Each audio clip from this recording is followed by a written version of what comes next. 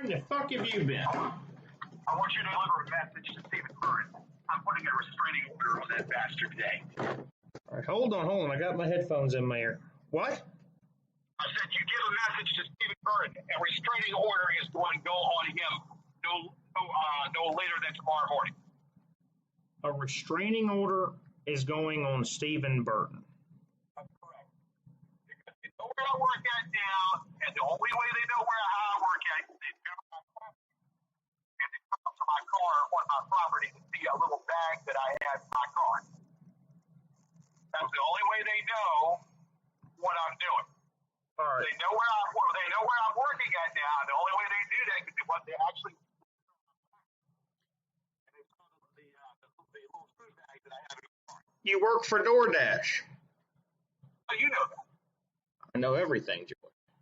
No, you don't know, no, because somebody who's taking the pictures is going to put on my property. Actually, the only way they walked onto my property.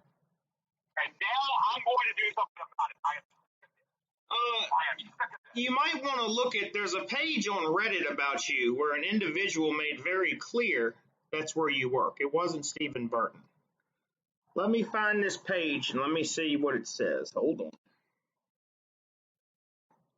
There's a page on Reddit here. Hold on, George. Don't have it. No, there's no way they would have known that. There's no way they would have known that unless they walked. Hold on for just a minute, and I'm going to read this to you. I just got to find it. All right, hold on. Do you know what Reddit is? Yeah, I know what it is. All right, well, I've never seen this before, but there's a whole page about you from people who actually live in Richmond. And one of the comments says that you work there. These comments are they're very new. They're only a couple of days old. Apparently he drives for DoorDash. He bought me food yesterday. I also saw him at karaoke a few times in the past few months. A guy named Dead Robot 7 days ago. Dead Robot. Well, obviously, it's a screen name.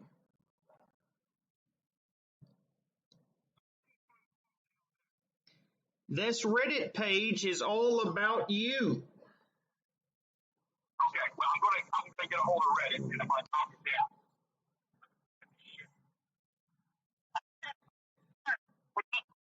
What I'm doing. All right, calm the fuck down. Jesus Christ, I haven't talked.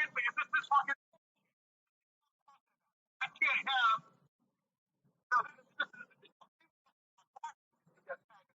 All right, listen.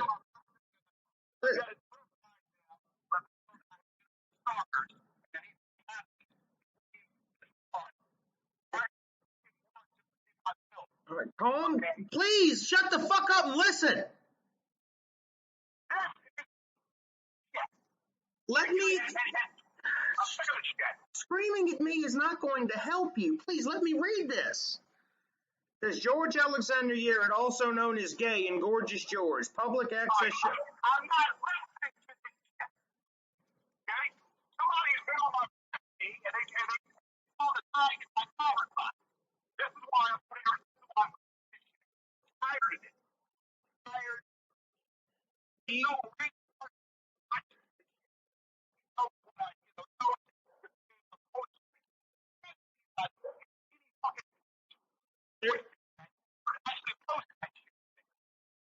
There's one from Forest Hill. There's one from near West End Museum District. I'm reading this Reddit page. Okay. It's got about 20 or so different comments that all as recent as 1 hour ago and as old as 11 days ago. It's got a big picture of you in a red robe holding 2 dicks. I don't need to know that. Knock that shit down. It's going to cost me $500. No, they're not. They are. Oh, yeah, they are. It's called guaranteed removals. They're based out in Ontario, Canada. If you're stupid $5 enough, per removal. They'll remove that shit in my ass. if you send your money out of the country, you can never get it back. I hope you understand that. If you send your money out of the country, it's never coming back. It's in Canada. They have jurisdiction in the States as well. No, they don't. Please don't be stupid. Well, fuck. Okay, who knows it? And who posted the shit? David who? Dead Robot. GuaranteedRemovals.com. We will permanently remove your negative online content guaranteed. Correct. There's no possible way this is legit. They do this shit. There's no possible way it's legit, George. None. Do not give those people $500 of your hard-earned money. You will lose it.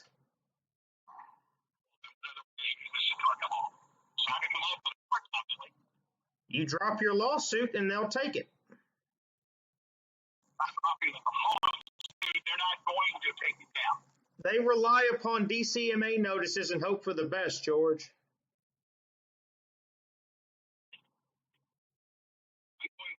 I'm going to do something pertaining to this situation. Now I'm a little bit on apprehension.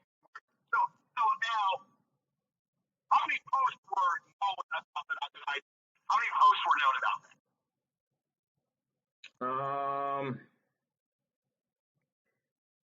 How was he was big on something off from some awful forums years ago. Didn't know he was from Richmond for a long time. I've live streamed his show for everyone to watch, but at times I felt bad for him. But he was a real jerk, super masochistic, barely racist, from what I remember. That was 7 days ago. Wait, stop for a second. The question to you is, how many people have posted saying that there's in this setup? On this particular website, 24 separate people. No, I'm not asking. Who posted the fact that I allegedly work for this company?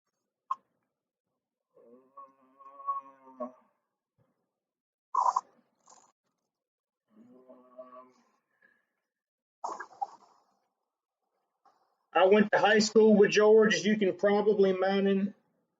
It's just a Reddit user. It's not the goons. They don't claim any responsibility for this. I'm not talking about my taxes. There's a whole post about my taxes. I want to know who posted the fact that I work for this company. Dead Robot.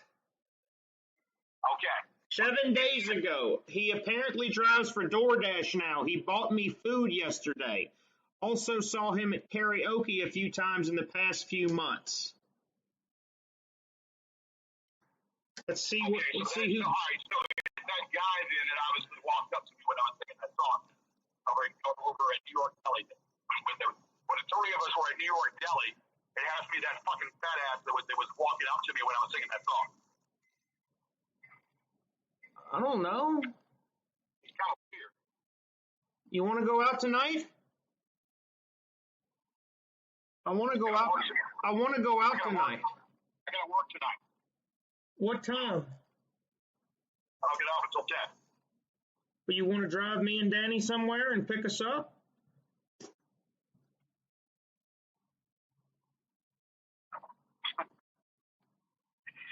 Oh, Jesus Christ, man! What? Because I offered to buy you a beer?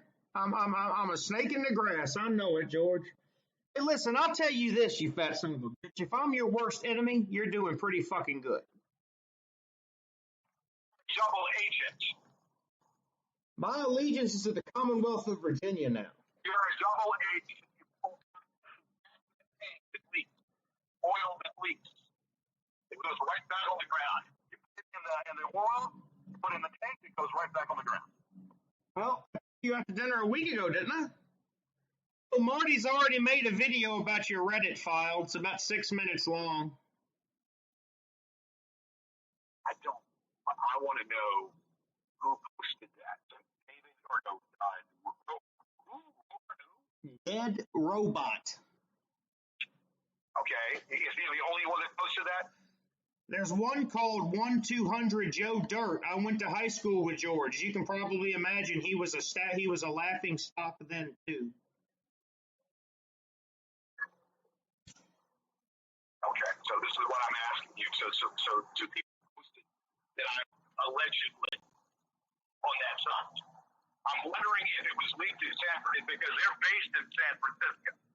The fucking company is based in San Francisco. Here's one. Vulture. I'm wondering if somebody in the company leaked it out, or I'm wondering if somebody else here leaked it out. Vulture Vomit from Forest Hill said, I used to host a speed dating thing and he would come. Surprisingly, he never matched up with any women, only men. Go figure. What are you talking about? That's one of the posts. Vulture Vomit from Forest Hill. I used to host a speed dating thing and he would come. Surprisingly, he never matched up with any women, only men. Go figure. Yeah, that's defamation right there. They're going to prepare to be added. adding. Obviously, there are a bunch of people that live here that are working on that damn thing.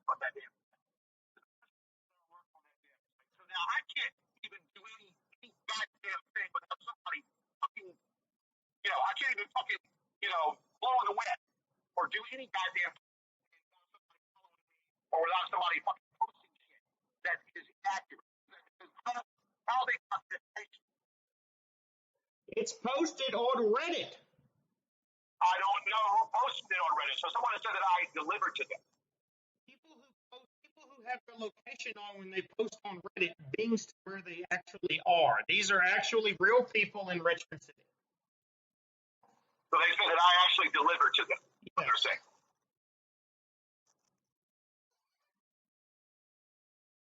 He apparently tried for DoorDash now. This was 7 days ago. What were you doing last Thursday? For DoorDash.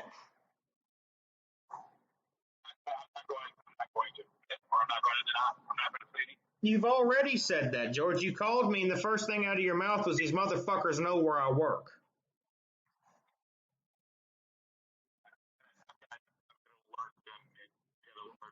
Now, I don't know if this is Henry McLaughlin or not, but 7 days ago, a guy named Strong Lifts 1985 said, local attorney, he had me as an Uber driver. Sad man. Thinks his lawsuit for defamation against the prank callers are just. Told him they weren't. Could not believe it. Looked him up after my ride and laughed forever. I'm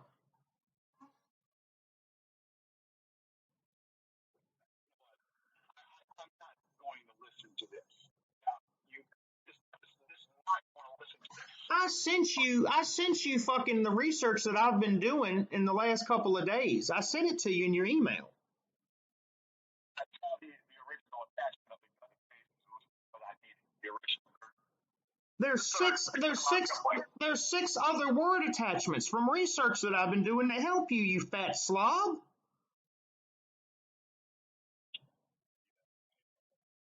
Well, it's that you keep trying to work on your own and you can't, so I'm trying to help you.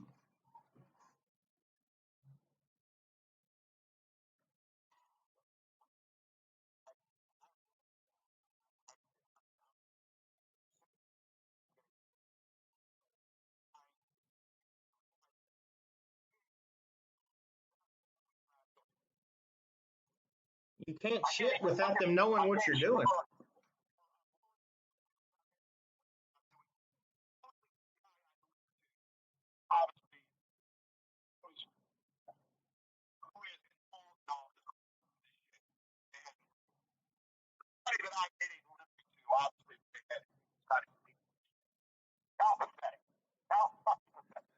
George, I hate to say this to you, but I told you so.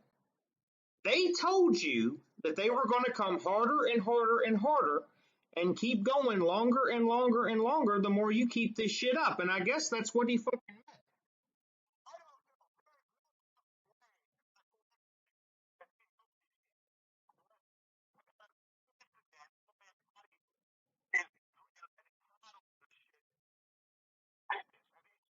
coincidence. I fully and throttle just did this. I played the team on my property and walked my grass and saw the bag in my car.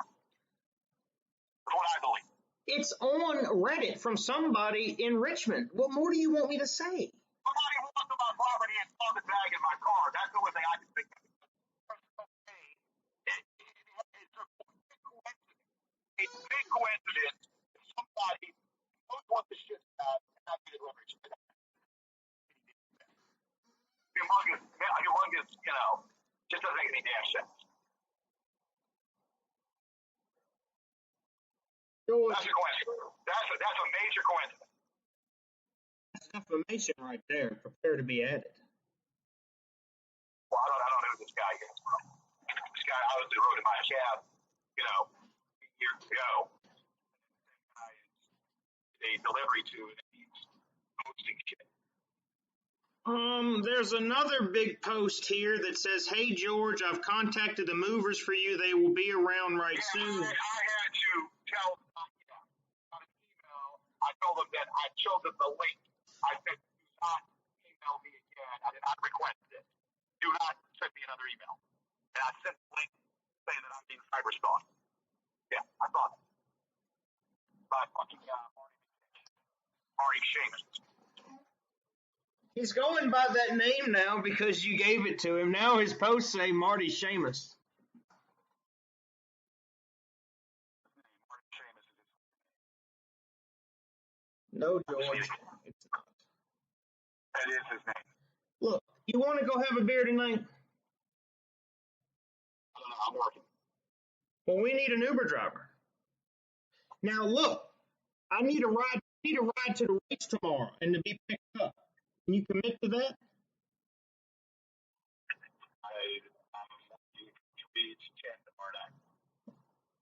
Okay, well, can you Uber us to the race and pick us up?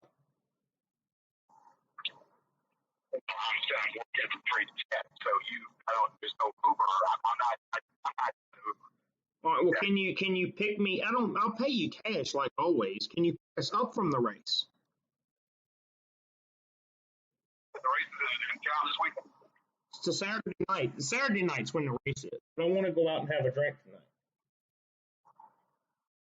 Hey, George and Kristen, why don't you strap... Listen, this just posted on the Reddit site. Hey, George and Kristen, why don't you strap a pair on and come communicate here rather than commenting on Jeremy's videos that you know he will delete so your lies and worthy comments won't be saved? The only reason you won't is because you are scared. I don't want to hear the shit, man. If you respect me, you won't read that shit. I don't want to hear that shit. Okay? Help you. I understand, but I now. Well, now it's on the Reddit site. George, we both know you go there as soon as you wake up and shit like I do.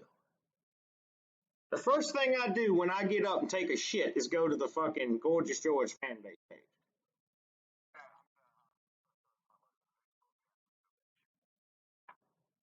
Why don't you have me draft one up for you?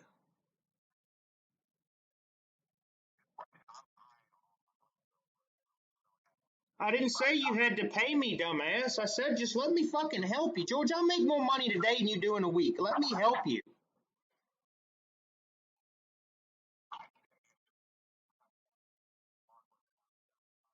And I've told you that I will fucking help you, but I'm not going to do it while you drive around in a cab. If you want it done, you'll come sit in my chambers.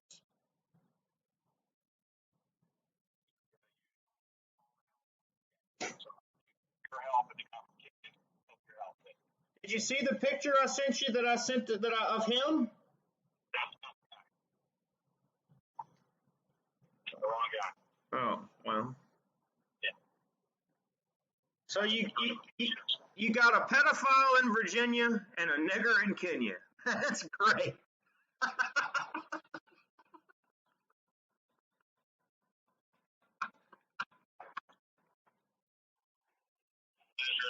A pedophile in Virginia and a nigger in Kenya. That's your legal team. Not racist, are we? I'll tell you what, not racist at all. Let the record reflect. I hate niggers. All of them. Yeah. Every fucking nigger.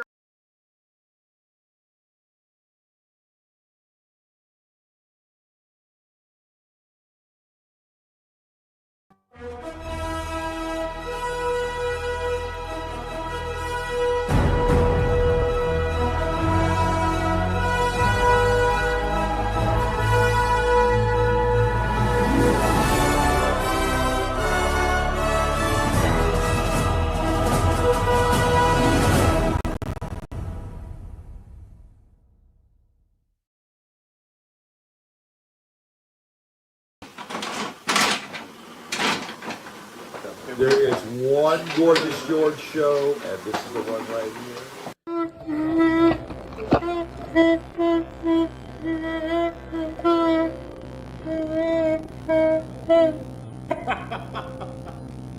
This is horrible.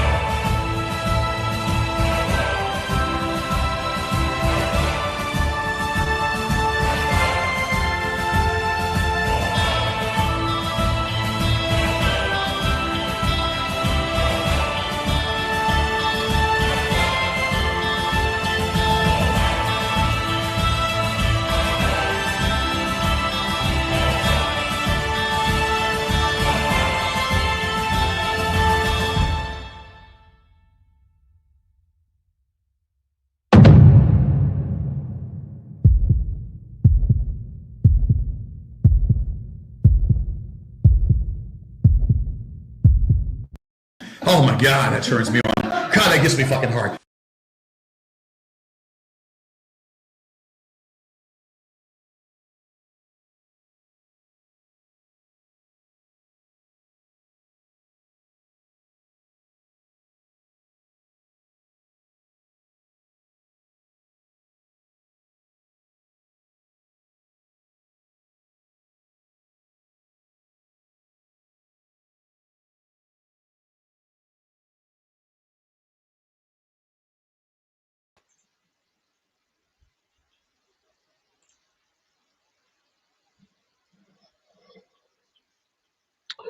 Good afternoon, good evening, everybody.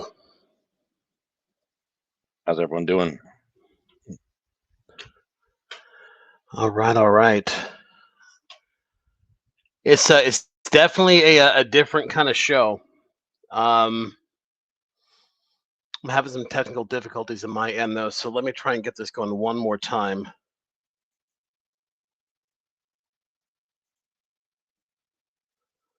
Come on.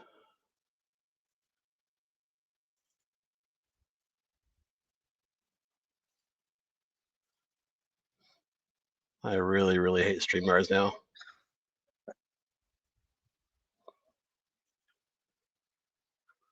All right, let's try this one more time here. Today, we come together to remember and celebrate the life of George Alexander Yarid, a man who made Richmond, Virginia just a little brighter and a whole lot funnier. George sure was one of a kind. He had a way of leaving an impression wherever he went. Many of us remember him from his public access television show, a community broadcast that stood for him, but something unforgettable. The calls poured in, some serious, some not so serious. And yes, there were prank calls too.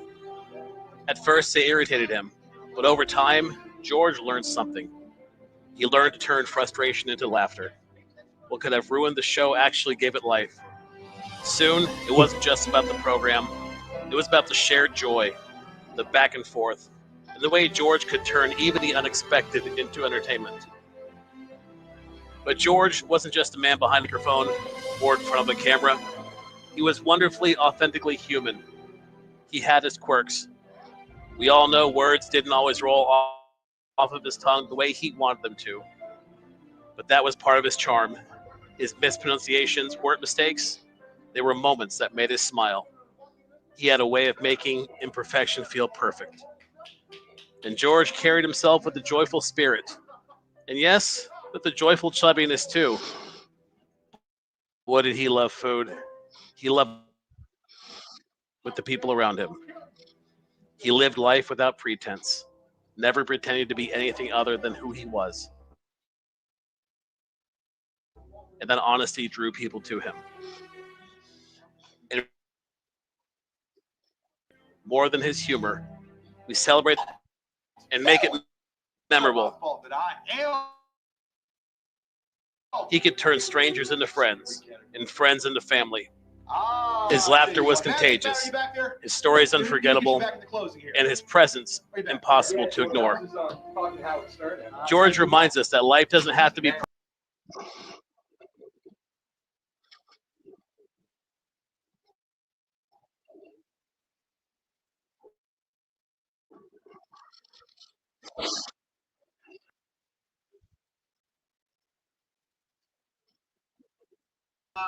Rest in peace, George Alexander Yarid. Thank you for the memories, the laughter, and the love. You will be missed, and you will be never forgotten. For the role that I play. Woo! I deserve an award for my appearance. Woo!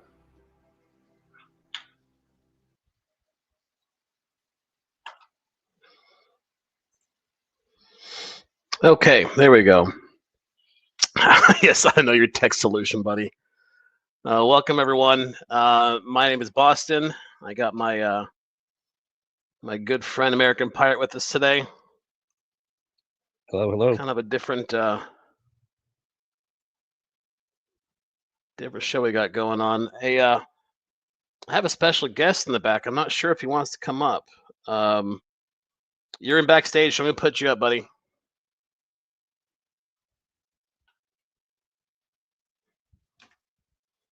So whether or not you're going to say something, is the legendary Will Markland, who is joining us this afternoon. So let me kind of give you guys an idea of what's going on. We received information not too long ago that George has in fact passed. And it's we don't know what to do with this, honestly. I mean, usually we have like what, a sponsor and some kind of funny shit to play, but we've been kind of conflicted on how to handle this, which is why we've been quiet for a bit. I mean, I was out of town, true, but we still don't know how we're landing with this. I've known of George since college, which many people here have, but so it's kind of surreal. So we've had some third-party verification that this information is accurate. Well, I never thought we'd see it either. I mean, we joke about it. I know what we would do, but we're now in the environment where, we're now in a post GG world. The EMTs who must have dealt with that seen a stronger fortitude than I. Jeez, that's not wrong. So tell me what's going through your mind, Pyre. How are you feeling about all this? It's weird because I mean I'm still very new to this. I've only been around all this and exposed to George for like a year and a half or something like that now. Right. And yeah, it's constantly we talk about his poor health and stuff like that, and it's it was honestly, as we were joking about it, he was slowly dying. Like his purple legs and all that. Like I don't know, man. It's yeah, it's weird. I mean, I'm used to coming on here and just completely ripping into him, but yeah, and it's not. I mean, here's the thing, man. How many calls did we play where Saunders is pleading for him to get his health checked? Even Phyllis was pleading with him, Potter pleading with him. I mean, there's a degree of truth with those conversations with George. I mean, Ric Flair outlived George. I know, Cobes. This has been a deadly year for locals. It really has been, and other internet personalities. But I mean, there was a time in my trolling of George, right? I sent him the email late at night saying, "Hey, I'm going to step away from being the dickhead and just give you some honest advice. I really wish you'd take it." It was about getting his health in order and how to get financially himself on his feet. He told me to fuck myself, so I checked that box where I tried to be a man to him. Cyrax and Chris Chan better not leave their parents' homes. That is no lie. That is no lie. The Reaper is circling. Well, we know he's in Virginia right now. Will, are you gonna say? Are you? What's up, buddy? I'm not sure if you're gonna say hi or you just want to hang out and listen. If you want, I can just put you backstage. It doesn't matter to me, but he might be on. So he might have his microphone might be muted. It might be. Oh well, we'll just look at his handsome face there. You guys kept him alive, as sick as Gigi was. If you'd kept him alive, there's probably a lot of truth to that. Oh yeah, so we have no idea what happened to the body. And see, here's the thing: people were like pushing us for information. There's only so much we can do. Okay, and we have our ruses. We make fun of him and this and that, but he has no friends. He legit has no friends. I'd call them associates. Kevin doesn't give him any money. Well, he gives him baked beans in the mailbox, yeah. In the mailbox. I mean, every other week he seems to be pissed off at Watt. No mention, nothing. In fact, Watt blocked me on Instagram. He blocked the Gorgeous George show on Instagram, and I don't know. It kind of gave a little bit of credence because I was snooping around trying to get some information, but there's been no activity. No, he has no family. Just the hint that he can beat up. Yeah. So we have no inside scoop with. We don't know if he's buried at Forest Lawn. I doubt it, honestly, because that still costs money. Yeah, probably the county just cremated him or something. That would be my guess. That would be mine too, like they do at like a state prison where no one claims the body. Yeah. So he had no next of kin. He had no kids. He had no family to speak of. His friends, like I said, associates more than friends. I've heard nothing from Roger, and I'm not gonna pester the guy, but so we think this is real. And who gets the bed bugs? So yeah, we don't know where to land with this. So what we decided to do is just have a. Yes, he did. He had a daughter. Yes, Virginia. That was such a great verse. Right. Gigi reminds us to take a bath. Yes, there's a lot of lessons that we can learn from George's life. He spent the last 30 years essentially fighting Hydra is what he was doing. It was a completely different group of goons at the beginning. You know, a completely different group of goons at the beginning than there are now.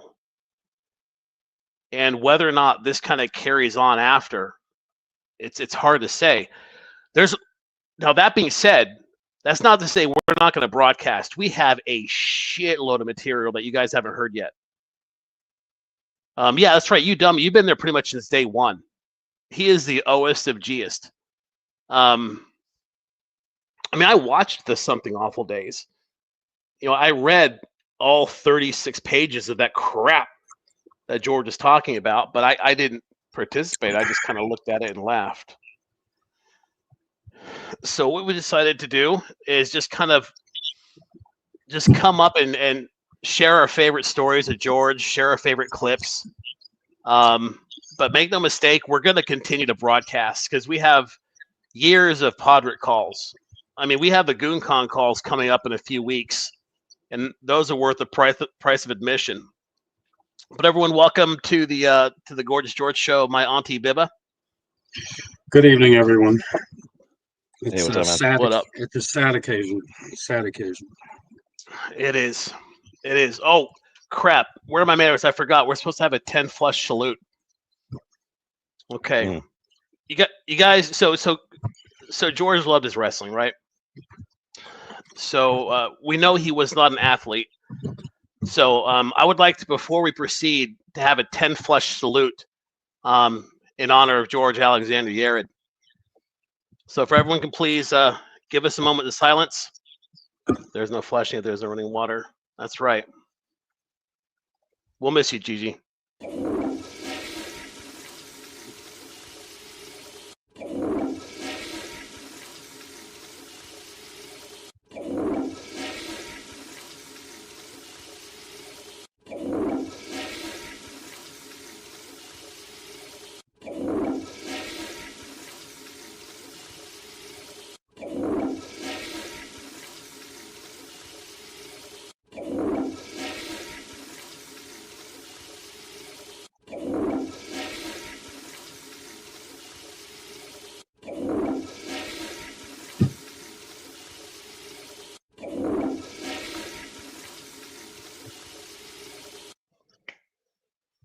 There we go. That was powerful.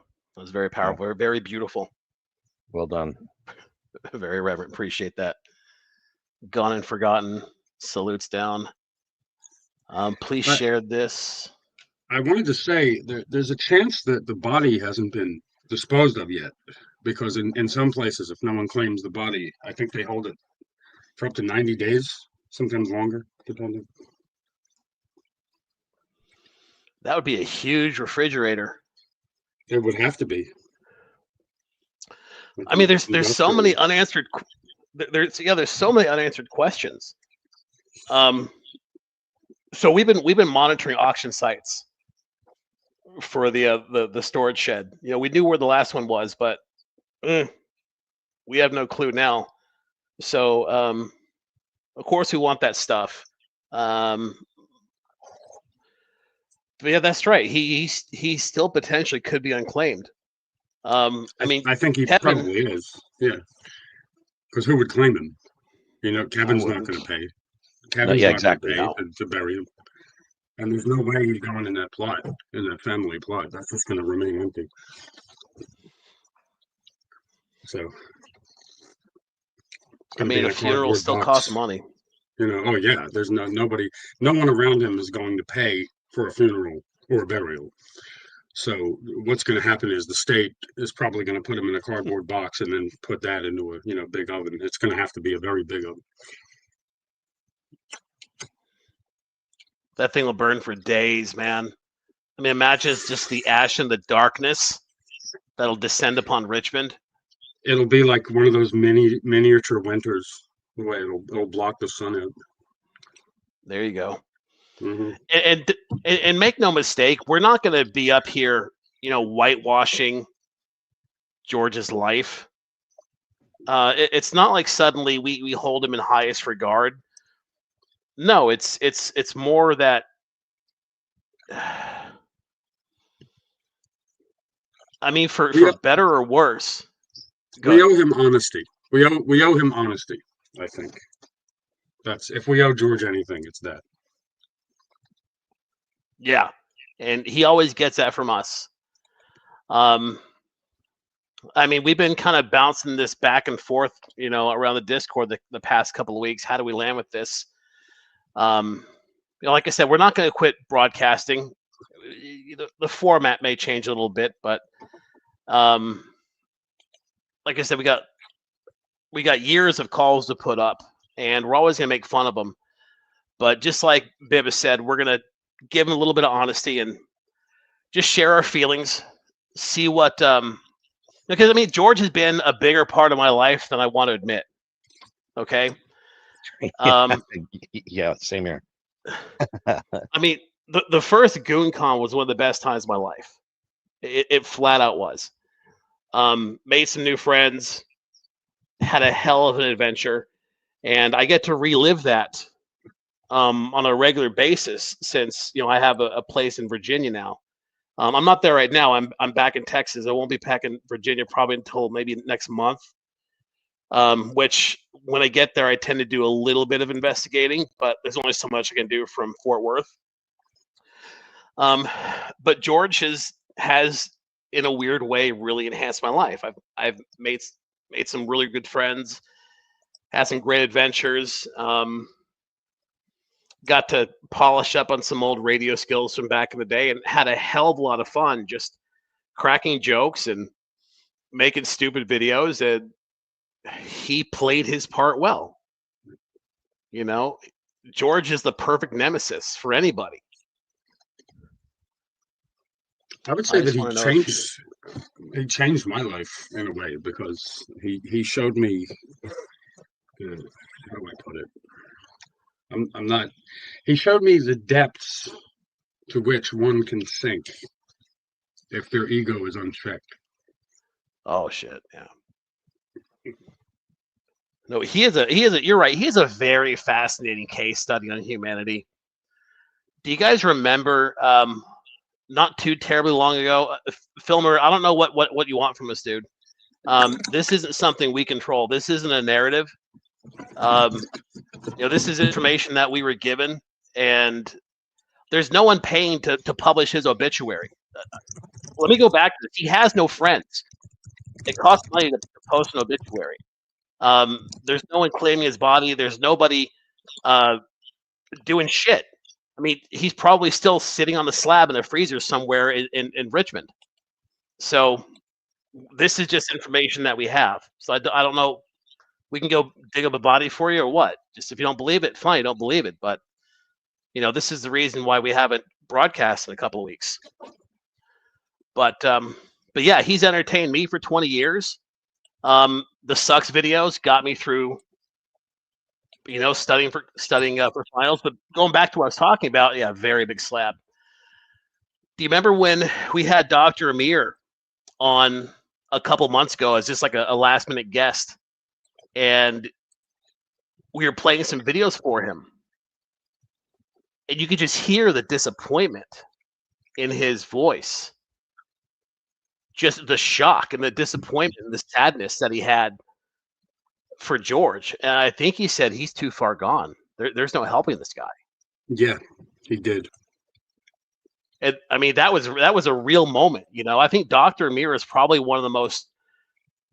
When I say honest, I don't mean that any of us are lying, but he's the most.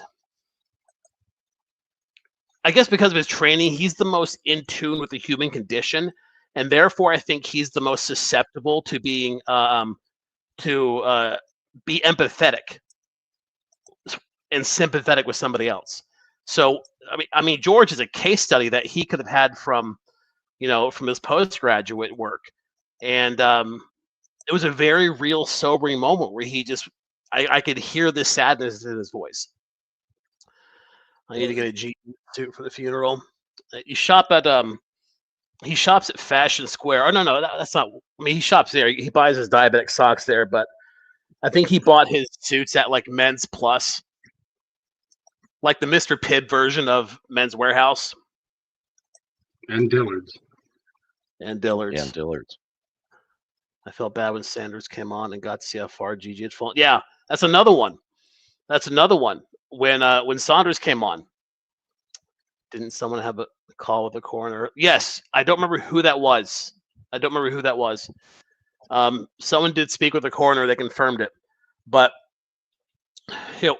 we're kind of iffy on what we'll play. I mean, we're just not going to record everyone's call and put it up on the air. We legit don't want to get in trouble, but somebody did have a call with the coroner to verify it, so I just don't remember who that was. And plus, we just under the circumstances, we're not monsters. We don't want to do anything that's in too poor taste. No, and broadcasting that kind of call, that's even I wouldn't do it.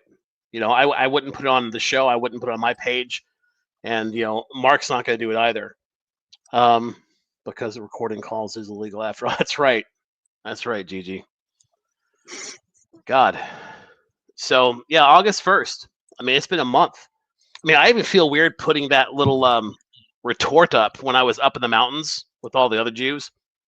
So I haven't really addressed him since then. I've uploaded some old material. I found an old show that I just uploaded today. But I think what we'll do today is we'll just play some clips. Remember the good and the bad, and there's lots to remember the bad of George, and then we'll have some good direction of what to do the next few weeks. Yeah. I do know college football started. I'm excited about that. You know what? That sucks because he had to die just in time for football season, like just in time to miss football season. Wouldn't that be something if the Cowboys won the Super Bowl this year? Right, and I bet you they do. I was just thinking that, man. I was just thinking that. The curse of the Cowboys is 6 feet under. I'm gonna get high on moon rocks for this. Yeah, I'm not high. I'm drinking a Jeweiser. I kind of wish I was. I will afterwards. If he was still alive, I'm pretty sure he would have sent rage video. But that's the thing, Jeffrey. Okay, to step back, even we thought we were being fucked with. Okay, for as much as we fuck with people, we're kind of on our edge. We're very suspect of shit. This is looking real. So I mean, we've done more than I think anyone else to at least acknowledge his existence and his passing. Now that website will never be finished. But think about it though. Okay, let's think about it from a content standpoint. Lewis brings up a good point. I mean, anyone's potential lawsuit is now gone. We don't have to worry. I mean, not that we did, but I don't have to worry about renewing the trademark license. I mean, I wish I can get my hands on his material. We might be able to correct all the grammar and spelling errors in his book and resell it on Amazon. That's a thought. Oh, Jesus. We should turn that into some epic odyssey. That's a great idea. Just change it and make it into a third person thing. That way it could be a biography instead of an autobiography. You mean autobibliography? Right. I mean, we have the rough draft, Right. I'm sure we can get some money for that. Well, I think now that he's gone, it'll probably be a big seller. Yeah, that tends to happen after people pass. You know, he lived a life under the radar, but his story needs to be told for good or for bad. Mm-hmm. Definitely. Nebo says, I have a doc of Gigi's book that he corrected and edited himself. He's using it to make an audiobook.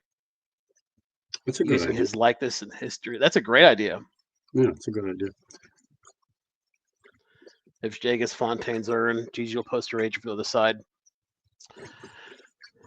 Yeah, I mean, I wish I had answers. I really do. You know, rest in peace, George. It's not like we're gonna hold you to, you know, oh, he wasn't that bad. No, I mean, my memorial video was sappy and it was meant to be that way, but even I felt really off just saying George Yarid was fat and he liked to touch women inappropriately. You know, I kind of had a gut check when I did that. Yeah, no more videos getting flagged. Maybe I'll keep a channel now. Things are going to be different. They are. Yeah, for sure. For a while. So let's do this. What's this? So I think Pirate, you had some clips that you like. Oh no, you made a couple of videos, didn't you? I did. No, to MP4.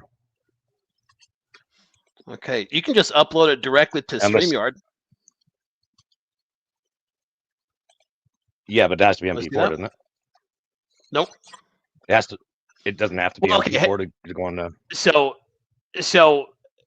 this is why I hate StreamYard. It's changing each week, but you see down below where you have where it says present or invite. If you click that and then scroll up to video file, it doesn't have to be MP4 to be loaded there. It just had to be MP4 to be loaded into the media assets on the right. Oh, I see. Okay. Yeah. All right. Let me. Yeah, I was too busy fucking off in the mountains to. Yeah, no, it's all good. I'll get my videos on here, and then yeah, if you want to show something else in the meantime. So here's a classic. He is survived by his bedbug Dillard. Here's a classic that I want to share with you guys. Where we go? Sorry for off. Like I said, it's kind of a funky feeling.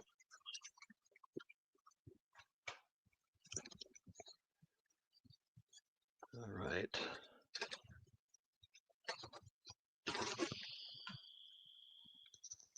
Let's do the entire screen, not window.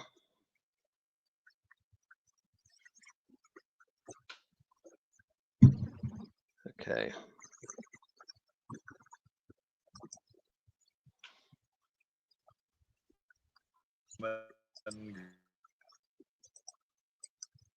Good evening, good afternoon. Good morning, ladies and gentlemen. Good evening, good afternoon. This is welcome to Gigi's. Neighbor might want to pop out now, and I'm going to plan my day out. But I'm sorry, I can't not make fun of the guy. Look how fat his hand is. Is this is the video skipping on your end too? It's kind of choppy on my end. It's StreamYard. It's Streamline. Yeah, it's Streamline. It's the fucking StreamYards. Okay, I wasn't sure if it was my computer or okay. No, it's StreamYard. If I didn't fuck off so much last month. Yeah. I mean, could he be any? It looks like a flipper. Who said? What was the? It really does. It really does. With that completely hairless chest that Italians are known for. Right, of course. He's still wearing that stupid amulet. Yes, that his shaman gave him. Leave some people some information with this. What is the Chicago Bulls when you have Scottie Pippen and Steve Kerr? and know Michael Jordan. What is the Roseanne Barr show when you got John Goodman? All right, so for context, this is how big George's ego was. Hey, what's up, Jim? For context, I think Kevin and Vince were doing shows together along with Keith Van Allen, who is a legit talent. Don't let his association with these assholes steer you wrong. Keith Van Allen is legitimately talented and successful. They were doing shows without George, and this is George giving his this is George overstating his importance to the team, basically saying that these shows are nothing without him. That's what he's talking about. And that other girl, I can't think of who she is on the View or whatever, what her name is, without Roseanne Barr. Some of my cohorts are trying their damnedest to create shows, and God bless them, they can create their own shows, but there's only one Mona Lisa, and there's only one Leaning Tower of Pisa. And you stole those lines too, George. Yep.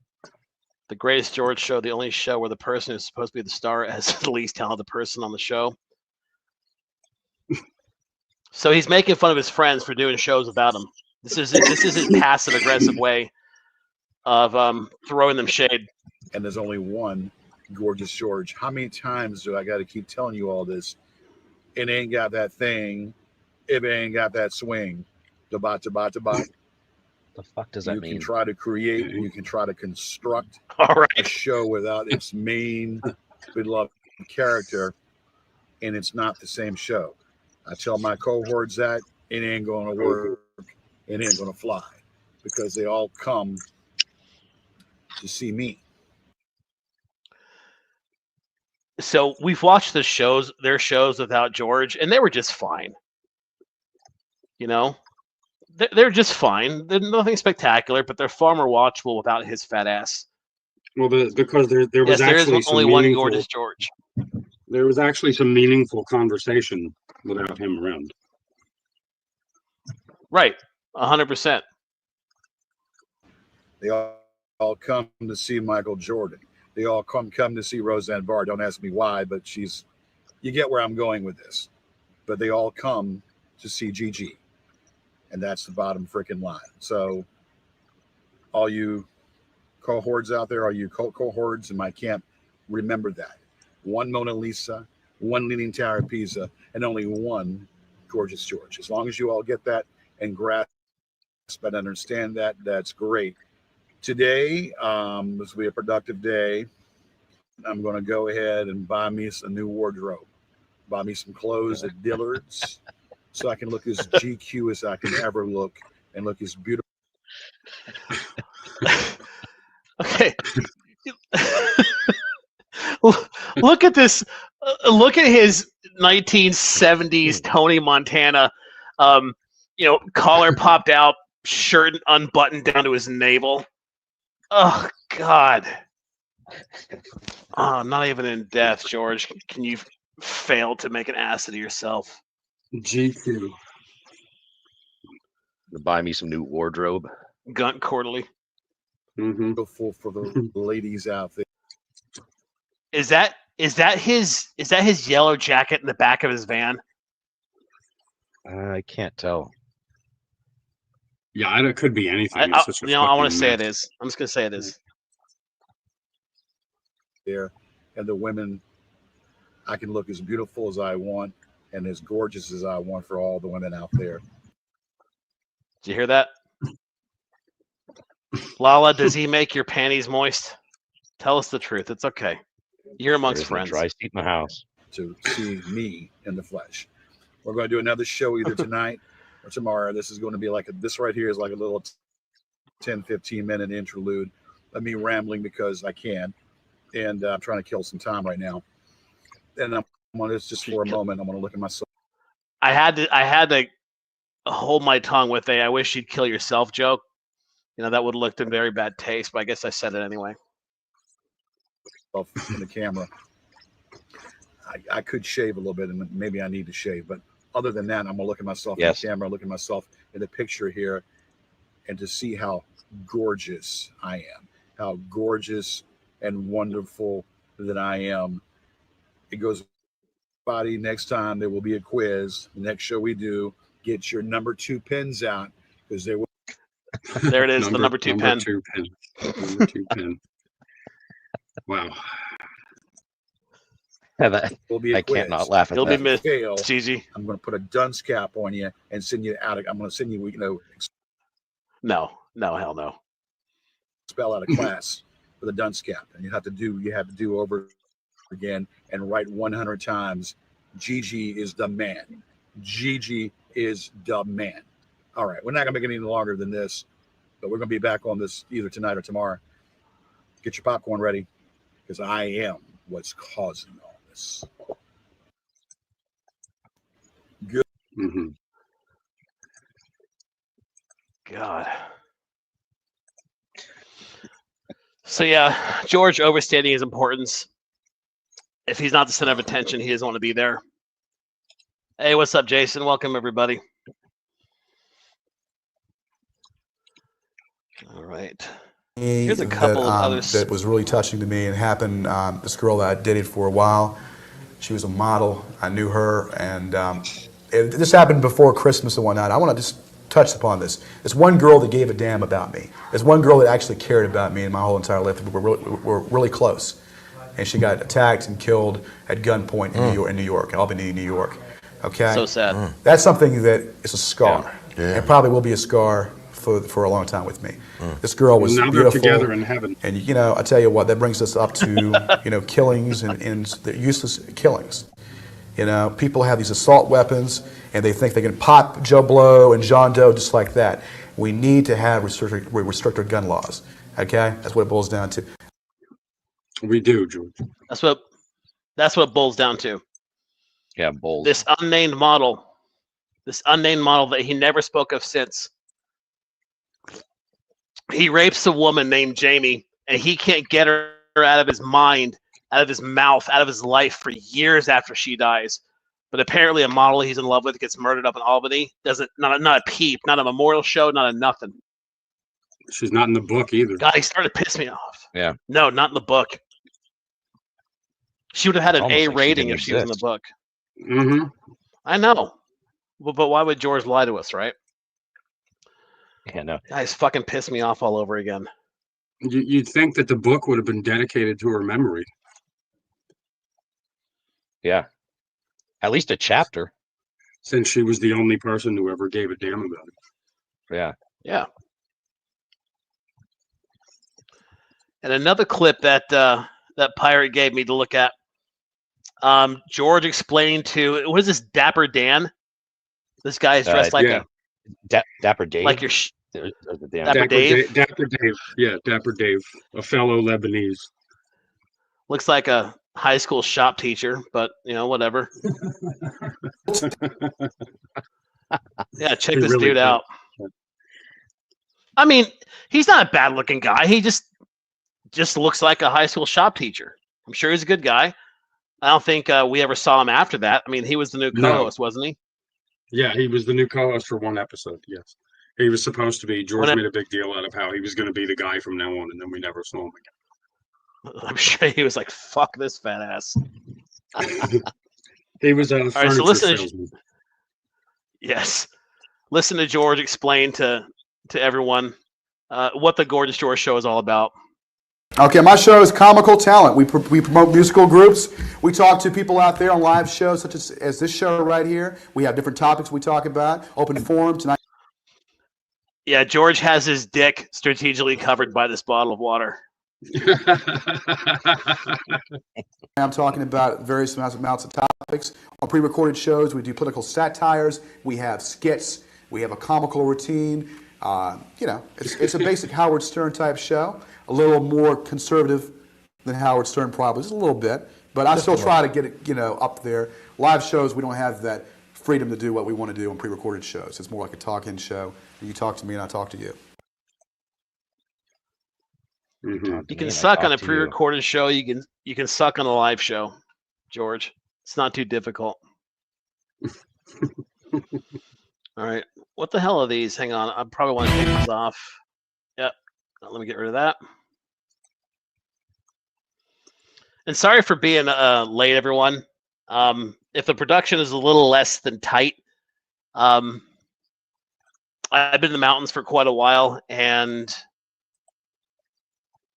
well, shit just happens. I wasn't able to get on top of this like I wanted to. Well, plus we're in here's morning. another. Yeah, I mean, I didn't even want to broadcast tonight. To be completely honest, I wasn't feeling it. You know, it's not like I'm over here lighting a candle for George, but it's fucking George. He's dead. There goes half of my fun now. You really don't know what you have until it's gone. Oh yeah, absolutely. That's such a good point. You know what I mean? Such you really a good point. like just like the old saying goes, it's so true. Okay, let's try this one.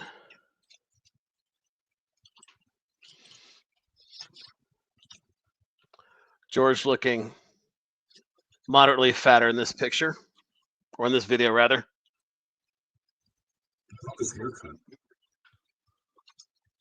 I love it when he does the Caesar.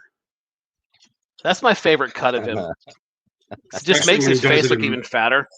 Especially when he does it himself, like he obviously did here. Yeah, right. With the Floby. Right, with the Floby, yeah. As Kevin might say, I might suck on a show, but Gigi's never in the mood. Jesus. Oh, we will be doing a Kevin show. American Pirate deserves a Nobel Prize for what he's been doing to Kevin behind the scenes.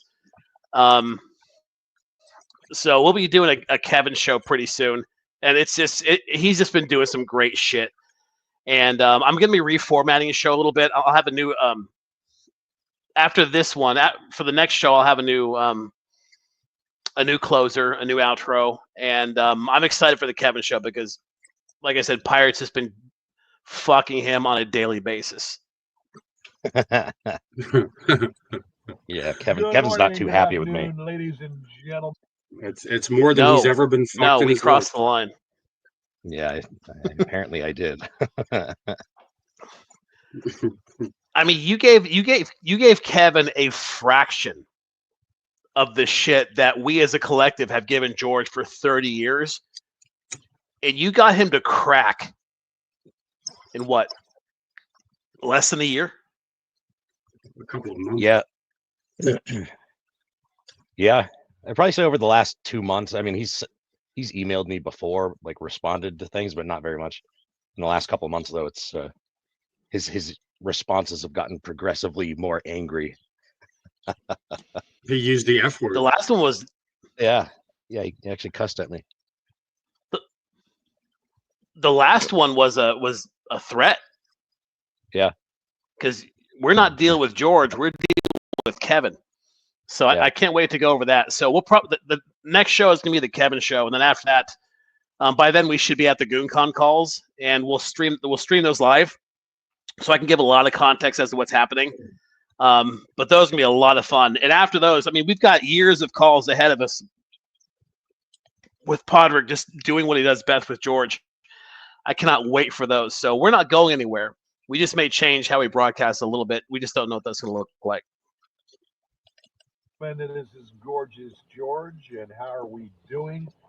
How are we doing out there in Facebook land, internet land, and TV land? Hey, what's up, Dersh?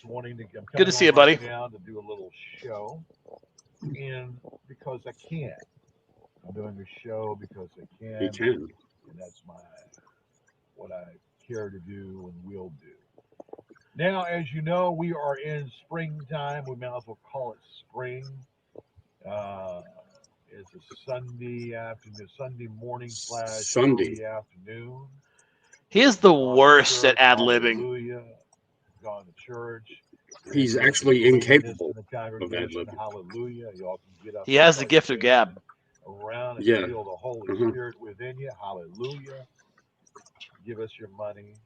Give us your money. Most definitely do that. He has nothing to say. 2021, and we're already in March. Damn. What the hell is causing all this? Oh my God. It's the book. Did I hear the name? What the hell is called? The irony, somebody who can't read writing a book. Dersh, I call dibs on this spaced bandana. If we get the storage shed, dude, that's gonna be the best show ever. I'll broadcast that live on location. But we're watching the auctions. We'll give you guys an update if we have anything left. But looks like an uncircumcised dong with that thing around it. He really does. It really does look like a foreskin that he peeled back. The old, what do you call it? The old aardvark. The facial hair. I like how he would constantly stay in this state of, like, he wouldn't shave, but he wouldn't grow a beard. There's always something in between, but it's not a 5 o'clock shadow. It's just this shitty, incomplete thing. I've never seen him with a full beard. I think because if he tries to grow a full beard, it looks like mange. But if he shaves, he looks ridiculously, like it makes him look fatter. So yeah, he tries to maintain this this mess. And the thing is, he doesn't even like shave the neck beard to give him at least a jawline. Plus, he was just really lazy. I think he's scared to grow a beard, or was scared to grow a beard, because if he grew it out, it would really bring the Lebanese out in him, and he didn't want that. He wants to pretend he's Italian. God, I wish we could have called ice on him. He could never finish anything. It was one of his defining characteristics, is that it was always incapable of finishing anything. That goes for his facial hair. Causing all this hints. Did you say the book? In case you've been under a rock, we'll restate it again. What is causing all this is the book. I have a publisher. I'm not going to name the publisher's name, but it is based out of New York, and all of my legwork, I could save some time on legwork. So, Bibba, do you want to talk about the publishing and what happened to the publisher? Well, see, a lot of people these days try to write books and try to publish books, and they promptly get victimized by these vanity publishers that just rape you.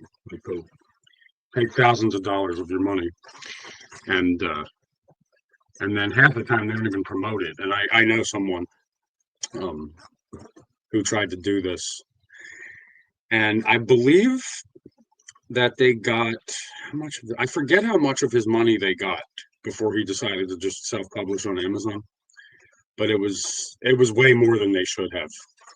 That much I know. I think they were trying to get like $5,000 out of him or something like that, just to publish his book. And at some point he just said screw it, and he did self-publishing. But that's basically the story. And it's really funny how the goons found out he was publishing, because his dumb whore of a friend, Kristen, uploaded a video. We covered this a few months ago, but just to remind everyone, uploaded a video of they had dialed into George's cell phone number and then into his voicemail number. His voicemail pin at the time was the last four of his social security number, and she broadcast that to everybody. And so the first thing that the goons did was hack his voicemail, and that's when they found out that he was trying to publish a book. And I think Marty went ahead and called the publisher and started threatening them or something to get them disinterested in wanting to publish George's book. So now he self-publishes on Amazon. Just total incompetence from that group of people. Complete incompetence. Yes, again. For 4 to 6 months, and what is causing all this is going to be put in the book stands, Barnes and Noble, local book. You really thought that piece of shit was going to get a distribution deal? Jesus. In a time when bookstores don't really exist anymore. Yeah, no kidding. Like, when was the You know last what? time Yeah, you let's read saw the Amazon reviews. book stand? Let's read the Amazon reviews. That's a really good idea. Let's talk about how good of a book this is. Shit, let me pull them up. All right. For some reason, last time it took me forever to find it. So let me. What is causing all this? Jesus, not an original thought in his head. Nope. Literally used someone else's catchphrase as the title of his autobibliography.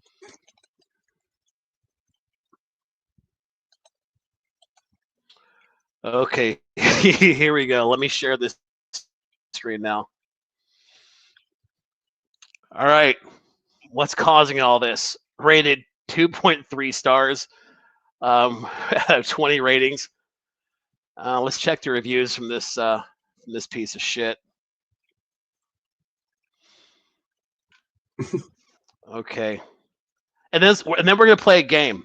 All right, I'm gonna read these reviews, and then we're gonna guess which one is George's. Okay. That won't be hard. So the first one comes from anonymous customer, but verified purchase. So this person actually bought the book. Following the George Yarid downward spiral saga, I felt compelled to spend $8. Oh, first of all, he charges $30 in print.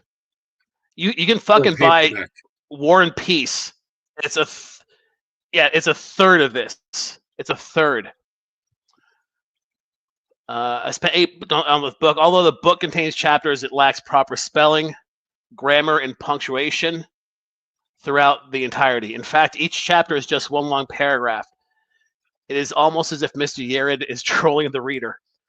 As one review suggested, question the education level of the author. One would be inclined to believe that George would have a confidant to help edit this abomination. He did. That's the sad part. The book, for the most part, is a sick, twisted fantasy in which Mr. Yarid attempts to change the narrative, unquote, on his life. However, the book provides insight on how George spent an inheritance on prostitutes and addiction to gambling. And he's not lying. This reviewer is not lying. George trolled himself. George just completely trolled himself with this book. The shit he gave away is just that itself is nothing we have to make up. He tells some of the most humiliating stories that you could ever, like, no sane person would ever voluntarily tell people about some of the things that he talks about. Yeah, it extends into his real life, like telling Phyllis, who's an attractive woman, that he just shit his Wranglers. You just don't do that. Hey, Jake, what's up, man? Welcome, buddy. In addition, it chronicles the fact that George willingly and graciously housed a convicted child molester for years at the dismay of his concerned neighbors. The most sad portion of this read concerns an individual George pursued as a love interest. Yet he could not, that's Sue, and he could not take a hint that she was not interested in him. It was evident she had a drug addiction and attempted to remove herself from Mr. Yarid. Or it could be Jamie. I mean, shit, it's the same thing. He has one type, and that's a strung out whore. The last point I would like to exhibit is the lack of support of friendship George has by the end of the read. It is not astonishing due to the nature of Mr. Yarid or his lack of self-awareness. By the end of this read, George feels betrayed by everyone left alive in his life, minus one person by the name of Sherry, although one could question her existence. I give the book a rating of an F-. Okay, now this is T. Hank Cook. He is the old ukulele playing faggot that Michael Sanders makes fun of, or Saunders. And so this, of course, is his friend. A very truthful story of a man in his life, on and off TV. Some parts are shocking, but you see the real George as you read on. Some adult content, 25 years in the show, funny coast, entertaining, buying the book, money well spent. Just have to get him to autograph it. Yes, the retard with the mandolin. And then we got Richard Tenfeather. Be ashamed, be very ashamed. I can't recall ever reading anything quite as vapid as this so-called book, What's Causing All This, by George Yarid. From the first few run-on sentences splattered across the opening page to the incredibly juvenile grading of people that stay in the final rants of the author, the reader is systematically subjected to an abstract hodgepodge of meaningless, mindless passages of drivel and often disgusting bloviations spewed from the mouth of a 15-year-old man who calls himself Gorgeous George. And no, not the wrestler, but the longtime host of the Gorgeous George show, Previous, aired on cable access in Richmond, Virginia. It's easy to see why so many readers found this autobibliography, George's words, not the reviewer, to be so offensive and downright repulsive. The author paints himself as a man who has lived a life with sexual conquest, triumphs as an entertainer, and as some sort of pugilistic champion against any other man stupid enough to challenge him physically. This bravado runs rampant throughout George's tale. In fact, this seems to be the entire point of his autobibliography, is what he meant to say. While Yarid desperately tries to impress upon his readers that his macho, articulate alpha male, he barely comes off as a middle-aged man, somehow mentally stalled in perpetual adolescence. Which, after reading What's Causing All This, clearly this is the case. I've never ever met a man in his 50s who behaves in such a manner. Now that I think about it, I've never met a man over the age of 25 who still feels compelled to brag about all the women he's been with, all the fights he's won, or just how damn successful he is. Mr. Yarid needs to realize that we grow up and ultimately grow out of this stuff. We certainly don't put it to paper and we certainly don't put it to paper and expect people to be impressed by these things, especially the ladies. Listen, folks, it's not hard to tear this so-called book to pieces because it truly is a literary work of complete and utter refuse. It's god-awful in so many ways that I can go on for hours detailing its flaws. What's Causing All This is not worth investing your time into reading, and to be quite honest, even if you did want to read this rubbish, you'd be best warned that it's not an easy read. The spelling and grammar around sentences will have you reaching for acetaminophen by the end of the first chapter. And then here's that's like, that was scathing. Whoever wrote that one, that was scathing. And a much more succinct review here. I wiped my ass with the pages. I received the book as a gift. Trying to read it gave me a migraine as it's full of typos, syntax, and grammatical errors or run-on sentences. I tried reading it after a few glasses of wine, but that still wasn't helping. So instead of burning the book or throwing it away, I made the ultimate decision to use the pages as toilet paper.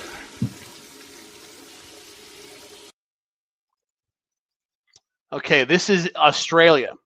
So it's one of two people, and they're both from Perth. But I think this is Mickey. This book is extremely difficult to read. The storyline paints the picture of a hopelessly delusional, sexist, and desperate person who has a little grasp on reality. And when you add in the plethora of grammatical and spelling errors, the book reads like the ramblings of a madman.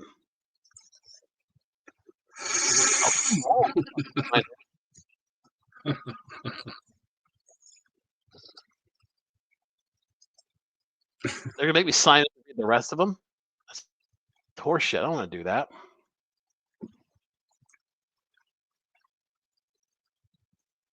Oh fuck it, I'm not signing in because it'll throw my information up everywhere. But yeah, the book is horrible. And if you guys want to read it, let us know. We have a PDF copy. Just store it up so we can just pass it out to anybody. It's one less sale that George's estate will get. Who's going to inherit the estate? We don't know. But he did say that he had named Chris as his heir. Oh yeah, that's right. That was like I doubt she even knows though. Yeah, I doubt she even knows. Probably not. Yeah, she probably doesn't. No, probably not. Stupid whore. Yeah. All right, let's get back to this.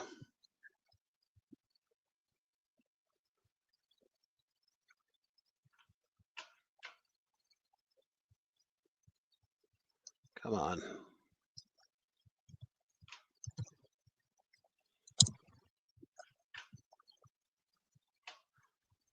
I think it's very exciting. It gets me really, really giddy. to talk about it. But what is causing all of Did he this? just say really giddy? Giddy, yes. He did. He did. Fuck's sake. It is a wonderful thing. We'll keep you abreast of that. When the book comes out, we'll be giving copies to close ones, and we'll be letting you know where you can get the book at. Amazon. Now, I go amongst my day, I see people that I haven't seen in ages. I see people I haven't seen in years. And here I'm looking at myself saying, well, damn, I'm 52 years old, getting old and decrepit. And I'm seeing people that I used to go to high school with looking worse than. This is when he tries to tell us, the viewer, that there are people his age that look worse than he does. It's not saying much. It is not saying much at all. I do. Damn. Maybe there's a blessing in this. Maybe there's a. Why is his hand black? Watch his hand. Oh my God. Yeah, that's. Well, he is what, like an eighth black or something? It's all in his right hand. All on his right Yeah, hand. it's all in that one hand. Yeah. You mean that flipper? Yeah. Actually, I think he wakes up every morning. It's got to be his left hand because I think he's got this in a mirror kind of thing. Oh yeah, probably. I mean, otherwise he's driving a car that has the steering wheel on the wrong side, unless he's. That's right. That's right. It's flipped. He woke up cursing God every morning why he couldn't wake up black between the legs. Maybe there's a blessing in this. Maybe there's something in this with a little blessing to the story already. I go out and about my day. I see this guy that I used to go to high school with, and man, he looks like, I don't know. He looks like old, like an old man, like Moses. And here I am worried about me at 52 being old, arthritis riddled in my knees, which we're going to take care of that. Arthritis riddled in my knees. We are going to take care of that with a little cortisone, a few cortisone shots to boot. But cortisone. I say to myself, damn. And I think about. I don't know, if I had arthritis and my legs were or my knees were constantly hurting, I'd lose weight. But that's just me. And there's another one of his more recent ragers. He doesn't even do ragers anymore. It's just more of him just like checking the boxes of things he's mad about, but doing it very, very low T style, where he talks about, I've made it to the pinnacle. Like I'm at the height of my success, as he's doing it from the front seat of his living room. So it's ironic. It's ironic that he would. It's ironic that he would leave the planet right after making that video, almost, where he said he had achieved the pinnacle of his life, and then after that, boom, gone.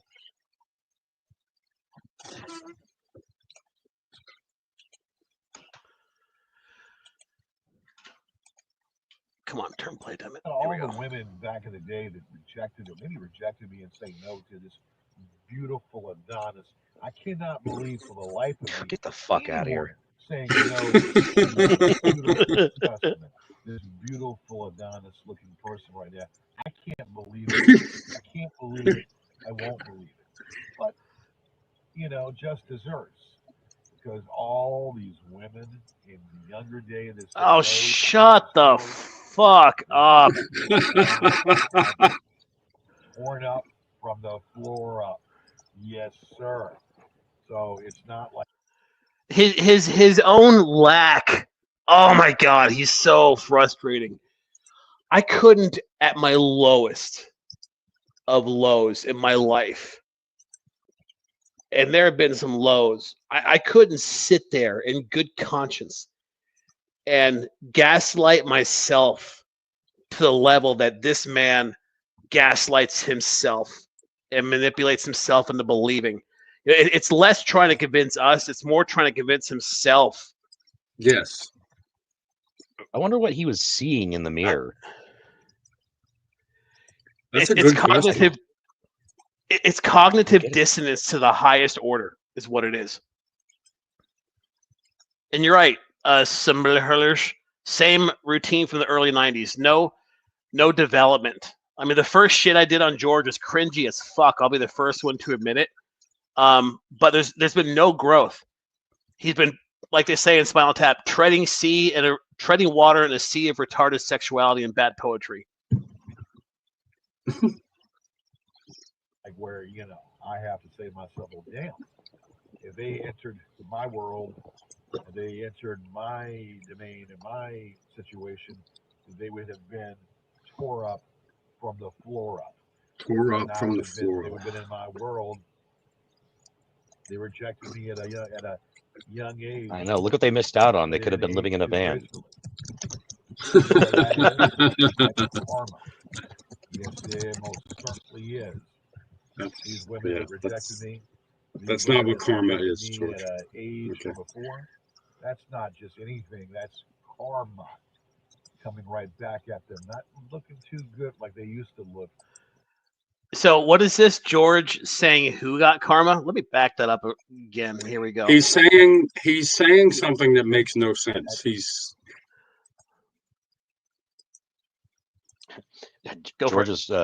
George's van puts the car back in karma.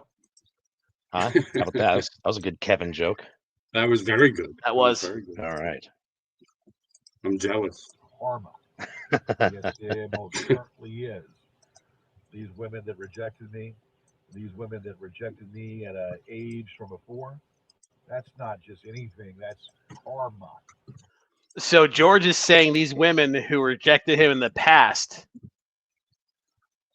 are now seeing the George of today, or of whenever this was filmed. And they regret rejecting him. God, I bet he drives around. Oh God, I bet he drives around with that Night Ranger song, blasting on his phone. What is it? When you close your eyes, do you dream about me? Where it's that same thing where the guy grows up to be amazing and the woman's married to some ape. Like, this is the prize the women of Richmond have passed on. Because if they hadn't rejected him, they could be living in a van with a guy who looks like a seal. They could be dealing with his dead body right now. Well, now, yeah, but a couple of years ago, that's what they would have been doing. Yeah. Imagine sitting shotgun in a marriage with this. Literally sitting shotgun in a marriage with this guy. They could have stood there and watched him piss away $500,000. Yeah. They could have raised some beautiful children in the back seat of the car. Totally. Ugh. I can't believe he thought he could adopt. I still can't believe he thought they would let him adopt a child. Oh, come on. Not looking too good like they used to look. Not Make a looking great too father. great as they looked before, and now they're looking old and decrepit. It catches up with you. Yeah, it's called aging, George. Yeah. It happens to everyone. Girl is going to look like, whether they reject you or not. You look at the mother. That's right. And you'll know and you'll get your answer just by looking. The guy who makes a habit of only dating women that have a drug history or a prison record, or even better yet, going to visit women in jail, putting money on their books, hoping that they would fuck them when they get released, only to be completely ghosted. And then they don't even come down for the visit when he goes to see them. No. The most recent one that he told Mel, about when he goes up to her house, her kid's like, "Yeah, you're not special. My mom does this to all the men." Damn. Rest in peace, George. God needed another cuck. That's right. At her mother. Because you look at her mother, you'll know exactly what your girl is going to look like at a certain age. And I'm telling you what, you either age gracefully or you age really bad. What a brilliant observation. And you age really, really bad. And it shows. Just, what would we do without his insight? I don't want to Who knows? myself. 52 years old, and I'm still prime choice. I'm still USDA prime choice, baby. Oh, God. And I am what is causing all this. I've got You fat fuck, you're the parts left over that they make those fucking bar ass hot dogs out of. 8 for $1. Prime choice. No shit, I had a Wagyu steak for dinner tonight. I'm not even making that up as a joke. And this fucker is scraping up giblets and fucking bag fries and I hate this guy all over again. God damn it. He had a slim. Yes, he has a mustache on. I am what I eat. Damn slim. I probably should have shaved it all. I probably should have done the Andre Agassi look and shave off all the hair off my body. He loves touching his fucking face, doesn't he? He really does. Oh God, he should have done the oh God, I have a joke coming on the top of my head. He's talking about I should have done the Andre Agassi look. You should have done the private pile look from Full Metal Jacket. Just swallow a shotgun. Shave, yeah, exactly. After shaving your head. Yes, after shaving your head, kill yourself. Yes, I took a little dark there. I have a body like a goddess, so if I shaved off all the body hair and all the hair, it would have been a great thing. Shaved off all your body hair. Dance at a local party. I could have been One hell of a razor. Ladies at your local party just for. I wish I could be this delusional. Now he's Me talking too. about being a Chippendale. God. I mean, there's got to be a serious. It's just such a good feeling to be this delusional in life. I would have so much less stress if I could do what he does. If I had that, if I could muster that sort of cognitive dissonance. He would have been like the Chris Farley Chippendale. Remember that SNL skit? Oh, God, Patrick yeah. Swayze. That's a classic. Except Chris Farley was actually funny. Yeah. And beloved by the world. And had a woman with him when he died. True. Like a Chippendale, if you would. So just like I said, I could have been like all shaved down like Andre Agassi, and you could have looked at me and said, "Man, that is USD prime choice." No. You'd be right. USD. You'd be right on the freaking money. If it could be fucked up, George will find a way. Jesus fucking No Christ. doubt about that. But I don't think I look that bad. I don't think I look that bad for 52 years old. I think I'm looking pretty damn good. And to look like this way until the the twilight years of my life. The tender years of my life, the twilight years of my life. The tender years of your life? Such the way to look. Looking pretty ripped in his fucking tank top. Baseball season is coming up. Go St. Louis. He did say that. COVID. Now, this is an interesting thing to talk about now. But are you taking the shot? Are you getting the vaccination and whatnot? And I am a little bit reserved in getting the vaccination shot for a few simple reasons. I've had people tell me of what they've encountered, and they told me that they had adverse reactions and adverse conditions by taking the shot, being sick for days, feeling like they're going to die. I think what I'm going to do, I am not going to get any vaccination shots until Johnson & Johnson has their shot. And that shot has not been produced as of yet. But it will be produced, and it's not a two-shot deal where you got to take 2 shots. It's a 1-shot deal. So just a Now, lazy let's imagine. decision. Everybody's going to say, well, it's just like the flu. And everybody got the flu shot. You get a flu shot, you get, ages. And when you get a flu shot, you can get just as sick and sicker than sick by taking that flu shot. Yes. Sicker than sick. So What the fuck is he talking about? I don't want it to be sick for no reason. Now, granted, yes, this COVID is a serious situation. Wearing this mask. Everything's a covers up my situation, then. beautiful face. By wearing this mask, it covers up my beautiful mouth, my beautiful face, unfortunately. But you all can, ladies out there, if you want to see a private showing, you can see my beautiful mouth and you can see my beautiful face. It's only for yours. It's only for your consumption, ladies, and only for the ladies out there that I choose. That's right. For all ladies that I choose. But getting back to what I'm saying, this vaccination, I don't know if I'm going to take this vaccination. I don't know if I'm going to take the vaccination. I can't do this one anymore. I'm sorry. It's hit the apex of entertainment value. You mean the and pinnacle? it's just crashing. Yes, the pinnacle. Speaking of, let me find the one where he brags about I'm at the pinnacle of my peak, I think he says. Happy June 1st, God everyone. damn it, George. Greatest George. And where the hell are... What's taking so long to download these?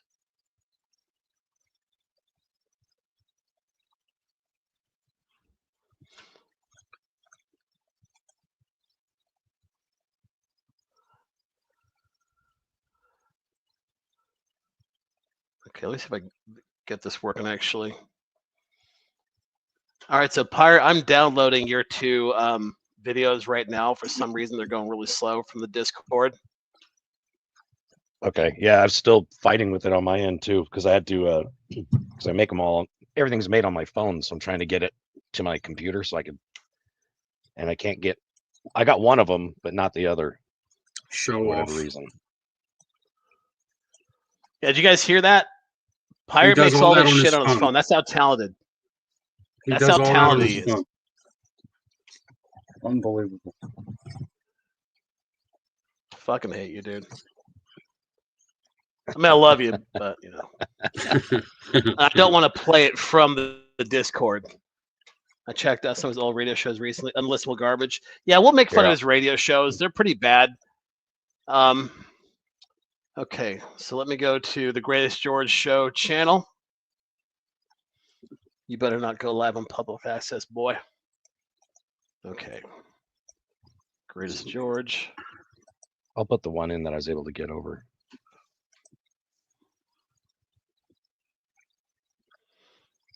Okay.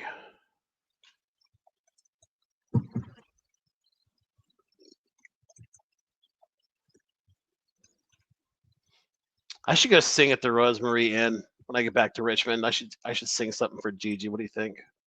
Oh yeah, for sure. I think you're duty bound. Yeah, you have to do I think Simple I am Minds. Duty bound. Okay, we'll play this one. I'm a damn good singer. Yeah. Okay, so our brother in arms, American Pirate, made a couple of tribute videos to Gigi. This first one, all I see is Morgan Freeman, so you know it's gonna be good. I wanted, yeah, that one I wanted to do last, but no, it's good. It's okay. Go ahead. I don't think I'm getting the other. I don't think I'm getting the other one to work anyway. So go ahead. All right.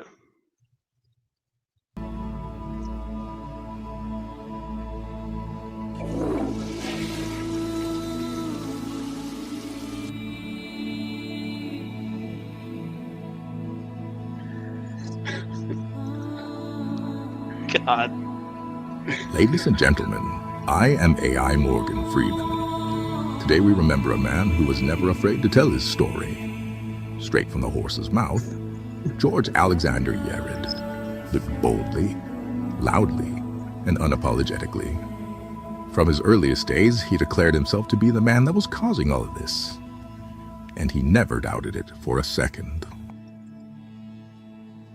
He was the son of George and Edith Yarid, proud of his roots and shaped by the strength of his family. He carried with him the love of his grandmother, the wisdom of his father, and the stubborn resilience of his own heart. Through storms, both literal and figurative, George rowed his own canoe, determined to make it to shore.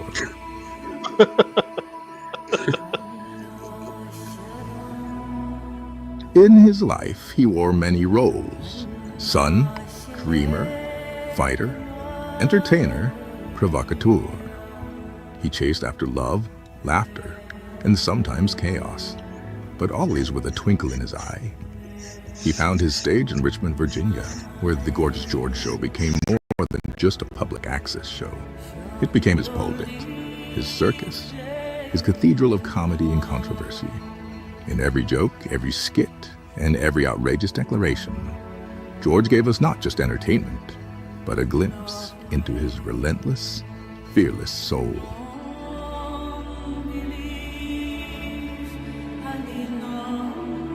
He lived life as a spectacle, but behind the spectacle was a man who wanted to be heard, to be remembered, and to leave a mark no troll or critic could erase.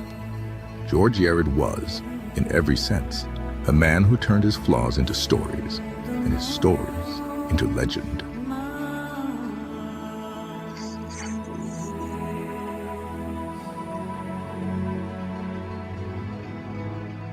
Now that the story of gorgeous George Yarid has come to an end, I wonder, where will the story of the goons continue?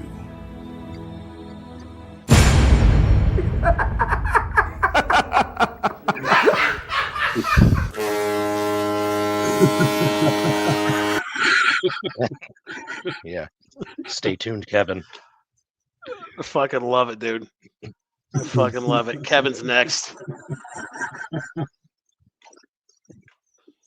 That was a masterpiece. Oh, thank you. Oh, wait. Yeah. Got in with that. Deserves a flush. I don't know why we didn't have a flush on the soundboard until tonight. That should have been the first piece of audio we uploaded. That's been a thing for 20 years. Yeah. All right, so let me get this back on. So I found that one quote-unquote rager where he talks about being at the pinnacle of his life. And then hopefully, I don't know what's taken.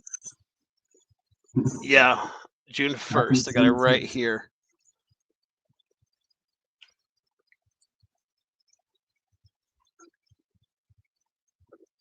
Oh, hang on. Let me put this up. I love this thumbnail. I love how we got Henry Mitchell up here leading the funeral procession. Yes, with George's coffin and the Libyan flag in the back. Because who else would? Nobody but Henry. Henry is the real curator of George's memory. Could have possibly it could have been Glenry. True. Well, he'd be in the shotgun seat. Yeah. With his head hanging shotgun. out the window. His head's hanging out the just window about to say. with his tongue out. God, imagine what that coffin in the back of that van would smell like. That car would burn up a lot of gas that day. And welcome to my world, the Gorgeous George Show. That is, the Gorgeous George Show is the show that's been 30 years strong and 30 years on time. On time. I want to kind of touch some things right now. The website will be up and running here in a couple of weeks. The Gorgeous George, the official Gorgeous George Show website will be up and running here in about a few weeks, maybe 3, probably by the end of this month. Up and running. That didn't happen. Definitely before the 4th. We plan on getting that up and running. I work in my timetable, not yours. We had a great interview with a person that I consider now a friend. So I thank her. We had a great. She doesn't give a shit about you. Stop romanticizing that fucking horrible interview years ago in Miami. It was an embarrassment. She's not a friend of yours. She doesn't give a shit about you. Oh, he doesn't mean Susan Quattro. Oh, Shelley? No, he means meth. Oh, that's right, meth. You know what? That's right. Well, again, doesn't give a shit about you, Gigi. But the same thing applies. Yes. Right, and that's the problem, man. Is you could listen to a rager today versus 10 years ago. It's the same damn thing. It really makes you wonder. Who is he talking about this time? No fucking difference. No difference. So, no wonder I got confused. sure that the yellow belly incels on the internet are going to make their comments pertaining to that interview that we had last week. But I consider Miss Mel a friend, and I appreciate that. She pretty much told the truth and exposed these common trash, common garbage that were called trolls, that are still trolls, that try to bastardize everything that what I do.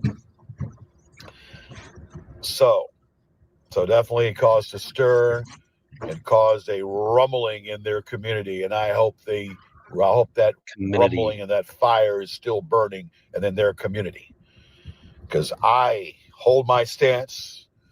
I don't back down. As Tom Petty once said, I won't back down. I hold my ground. Great song from the late Tom Petty. But anyway, we are planning on doing a lot of things. We're going to probably get a get together maybe this evening. More stuff going on in the community, in the GG community. And I just went to church this morning. A really great sermon. What you can do, and the sermon of this sermon was basically what was the sermon about? I fell asleep on most of it, but don't rape. No, but seriously, it was a great service, great sermon. Act upon being a supplier, doing. Don't be seen in the crowds as a person of just want to be seen. Support and do. Facilitate and do for others. Show empathy, show grace, and show class. Empathy and compassion toward others. And that's what I do. I've been doing that for a while. And I show empathy and I show compassion.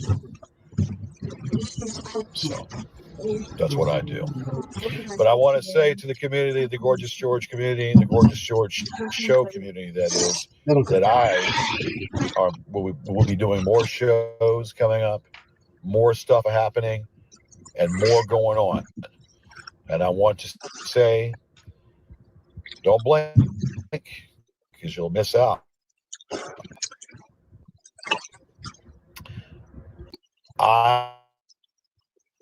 I will always, and the day that I retire from doing this will be the day that I retire from doing it. But I will continue. What the hell does that even mean? And I will do it with a smile on my face. Detractors be damned. Detractors, I love his hair. Go bite the dust. In this one. Kick rocks and go to hell. Yeah, he's got the Cruella de Vil thing going on there. That is, oh my God, his hair is amazing. Embrace the fans, supporters. We will have another show coming up here pretty soon. It might be within the week. Which it wasn't. Thank everybody. No. I'm excited because the website is around the corner. The website is happening. And I'm excited as much about that. A lot of stuff going on. A lot of stuff. And for the grace of God, I continue. From the grace of God, I continue doing me and showing the love I have, my love for myself. Because in order to love anybody else, you must be able to love thyself. Yeah, and the love is strong. Love. Nobody else hate. loved you. Is there a thin line between love and hate? Interesting question. That's an interesting question. Let me put it this way. I love the ones that I love, and I hate the ones that I hate. And when he retires, is the day and I'm he sure retires. People that love me show the same love toward me and the same compassion toward me and the same love that they have. And I'm sure those haters hate with the vengeance or hate with their strong compassion too, or their strong vengeance as well. But at the end of the day, it doesn't matter because I love myself and I choose to continue doing what I do. Which is because God approves me. God approves what I do. It doesn't. And God knows me. And therefore, anybody else who doesn't know my true self. Anybody else to judge what I do doesn't know the true Gorgeous George. And that Gorgeous George is I and is me. I am me. What an insufferable asshole. When he says, he likes to say, I'm going to continue to do what I do. Now, what does he do exactly? He sits in a dirty van and complains into an iPhone. That's what he does. So, okay, I guess if you want to continue doing that, that's sure, why not? Yeah. And he does it. He does it with regularity. I don't with regularity, get that either. right? With regularity. I think I've got the other one working. Or is this the one we just saw? Hang on. This one, yeah, this is the one we just watched. Is it? Okay. Psych. Oh, let me get rid of this one then. Okay, I've got another one. I don't know why it's so slow to download. What the hell's going on from Discord? But Lewis wanted to look at his last upload. Let's check this out. This was his very last upload. God, the very last. Here we go. The last time we'll ever hear from him. Yeah.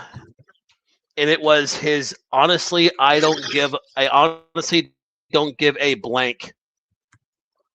This was his very last upload a month ago. And this was the morning that Gigi found out that he got what? Am I waiting for something? I didn't say or do anything. Oh, I was going to say we should also check out at I least the heard someone say, beginning of his final show.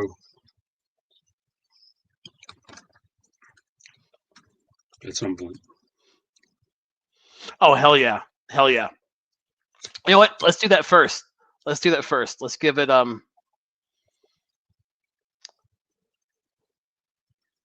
I think that all three of us probably have something to say about this. GG. Oh yeah, guaranteed.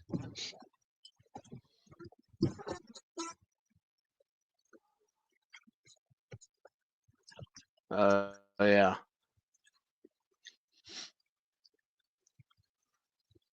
Jesus.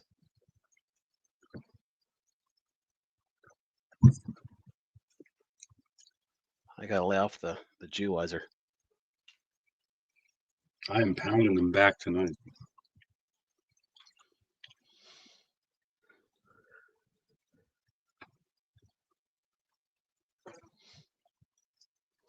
G in the house. I think this is the one where he says that he's at his pinnacle.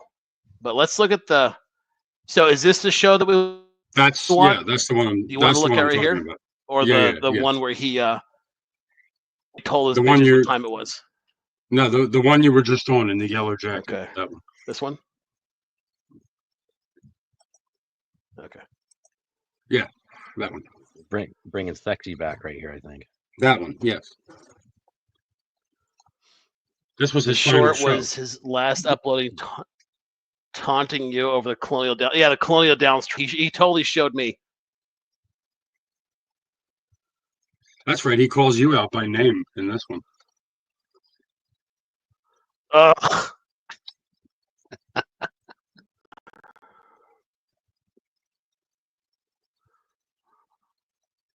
touching his face again. Jesus Christ. And let me reshare this a different way. God.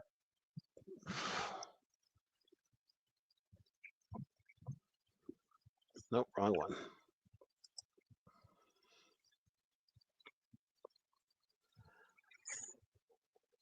All right, let's try it this way. I'm bringing sexy back. Oh, yes, I am. I'm bringing sexy back because I'm so beautiful. I got the yellow jacket on. I got a large cock. And I'm bringing it right back. Come on, George. The final episode. The final episode of the Gorgeous George Show. The greatest George show. Sorry, the greatest. That shit. Yes, that shit has nothing to do with the Goons product. Ladies, stand there, play with yourselves, because you know that I'm here, and I want to do it to you. I can, and I'm bringing it to you with the gray streak in my hair, and the beautiful Adonis look body, and the yellow jacket. Get another one. And his what? With the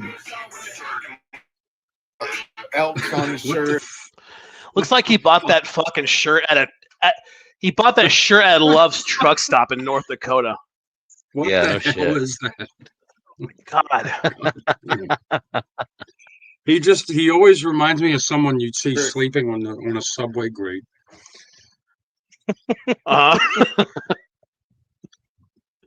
Talking, and he's doing it too. He's out there swinging his dick around, ready to put it on you.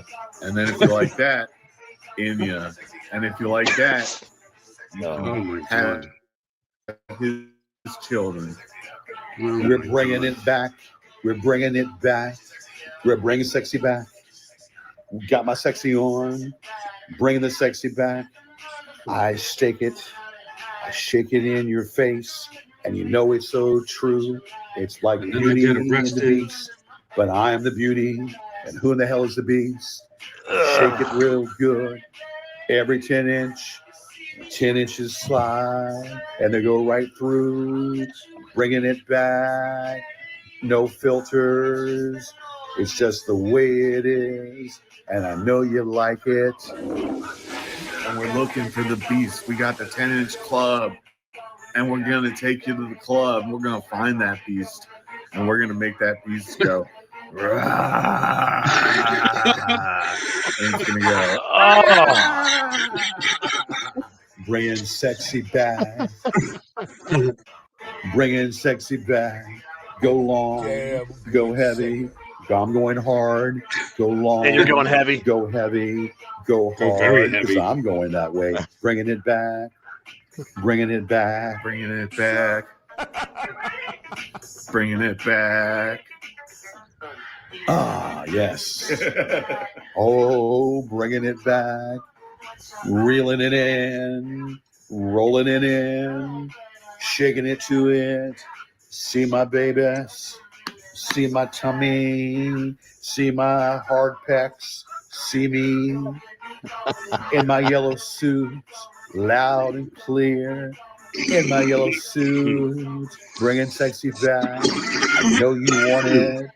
I'm bringing sexy back in a gift wrap to you. The gift wrap is free. What's inside licks you from the inside. It's a riddle in a cage, in a box, in a house, in a door, in an Irish song. Bringing it back. Bringing it back. Reeling it in. Telling you what it is. Why did you want to listen to this again? This is fucking awful. Well, because for anyone who doesn't Fucking understand, for anyone who doesn't understand what improv is, you need to watch this video. This is improv. This is the soul of improv right here. Yes. Letting you know. Letting you know. All right. What a beautiful voice. All right. It is the Gorgeous George Show. How are we doing? Well, I know the deal. We're going to put it over here so people can see us both. And, that's the way it is. You're going to have to put it. Why across the don't room. two fat asses have the video It should be horizontal? horizontal. It's Yeah. the way it is. Yes. So, ladies and gentlemen, welcome to the Gorgeous George Show. We haven't done really much of anything this year. We had a few shows, and we always do it with the best way. Kevin is on his way. We don't know where he's at. No, Kevin it's not. never showed up. So I got both of your videos. No, he's not as dumb as we think he is. So I got both your videos. That first the one I was just playing Yeah. That wasn't the one that we just saw. So I'll play that here in a minute. But hey, let's watch Kevin's these two on his way. masters. We start and we do it. Ladies, you know that Gigi brings sexy back. Gigi. I wonder what the last thought that went through his head was. Like, what's his last word? He was probably like, looking I at hope he himself in clutched the his mirror. heart. There you go. Yeah. Writing down another 20 minutes of lies about how beautiful he is and how women want to Exactly. have his baby. Right. Even though he's literally the least desirable male on the planet. Yeah. You bring sexy back no matter what. What is in the house? Of course, it's Watt's domain. So what's going on, Watt? I am a sexy apprentice. Okay, there you go. Fucking hell. Fucking hell. That's just bad. His fucking cargo shorts with his fucking outdoors moose shirt. Yeah, he looks like this guy that I used to see, and he would be near my dad's apartment, and he would just like sit on the subway grate and talk to himself. He looked exactly like him. Meth and I saw a homeless guy in Richmond for the first GoonCon. We swear to God we thought it was him until it turned out to be a lot I skinnier. remember that. He was on the side of the road, right? Yeah, and we weren't being uh, assholes. We legit thought it was him. All right, so this is the second video. Oh wait, no, this isn't it. That's for later. You guys don't get to watch that now. That's later. That's a treat for later. This guaranteed. Ladies and gentlemen, I am AI a Morgan different version Freeman. of this one. Today we remember a man who was never afraid to tell his story. Straight from the other horse's one. mouth, George Alexander. Should I play it? No, this is exactly the same thing as the other one. It's just got. I added like at the end of the one that we played. I added pictures of his house and stuff to it, and I took out a few different clips. Oh, okay, It's the same dialogue with Morgan Freeman. No, the other one doesn't. I don't think I have any audio or no narration in the other one. Okay, I must have not downloaded that one. Oh well, sorry, kids. All right, let's look at his very last rager.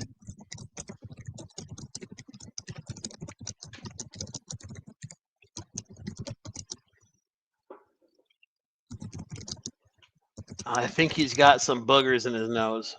Yep, he's got one big, fat, juicy booger right there. That means he was crying that morning. Oh yeah. He was crying. He was His crying. final- This is a his final message to us.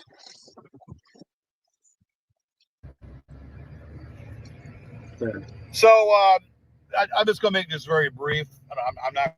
Yes, Bull, we are doing that. This, and it's not worth my time to spend. It's my fault, and Kevin called it again. Kevin called it again because he refused to do any interview with her, and rightfully so. Look, I'm not going to speak ill of her. I'm just very highly disappointed in the situation. She had, I don't even know if it was that whole story was made up or not made up. And I don't really give a fuck at this point. I really don't care. I am going through that lawsuit. I am doing that lawsuit. And you know what? We do have recorded testimony from her. So that's all I need. I don't need to make it much more than that. Kevin saw it. Kevin always sees it. I'm just too damn close to the situation. That's why I can't see it. And therefore that makes me, I guess, human.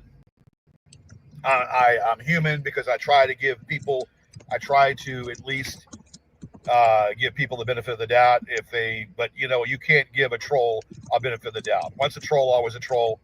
That's just the way it is. I don't give a shit. I am going to do what I'm going to do. There will be a lawsuit, and that's it. And that's the way it is. I'm tired of dealing with this drama. I have nothing to be. I tried. I was nice as I could be, and I, honest to God, thought that she obviously was. She saw the light. Obviously, when that bitch went ahead and laundered money and that bitch stole money from other people. I thought he's talking about me. Just in case you guys are wondering. Oh God, look at that shot of his teeth. His front tooth looks even worse now. I gotta take a screenshot. That's not even teeth. All right. Okay. I got it. Like his teeth are moving like plate tectonics now. Right. Fuck. Barnacle teeth. God.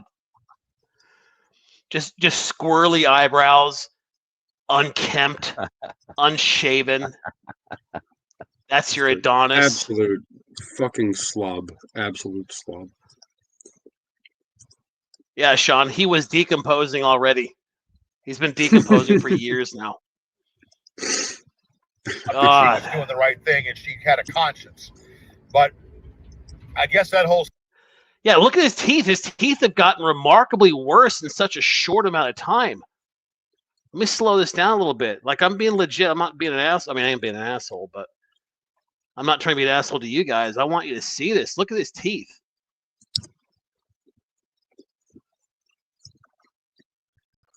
Let me see if it'll let me zoom in. Sometimes YouTube is a little weird. Yeah, it's not letting me zoom into the actual video. And she had a conscience.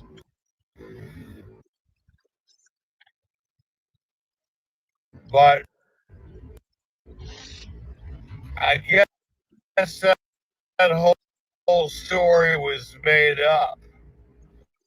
Yep. And I guess everything was made up about that story. And I don't know. Academy Award. I guess The Young and the Restless and then Bold and Beautiful. He fucking loves his stories. George loves his stories. Actresses like you, Miss Melanie. Miss Melanie, I'm not going to regurgitate everything from the past. I am a person that tries to be good. Okay, let's examine that. Let's examine the person who tries to be good.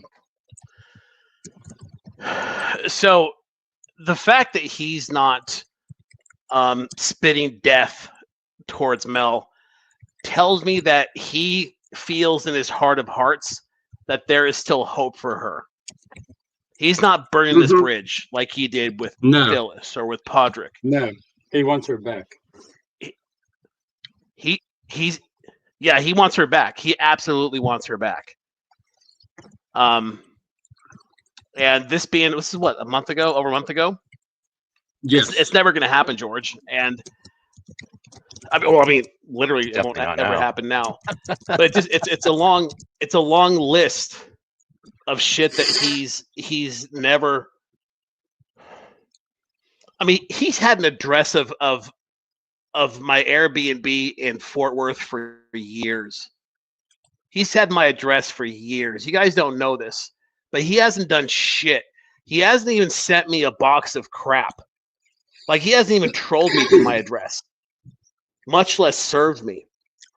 I don't know why he's waiting to get my Chesterfield address to serve. Oh, fuck it, I should just give him that.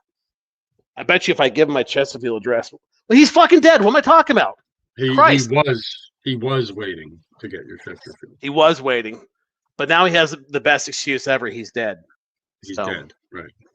Yeah. Now he really doesn't have to do anything. But don't think he won't, just because he's not. Yeah, I've always been good. It's not over. No, it's not over. No, he definitely wanted her on Team Gigi.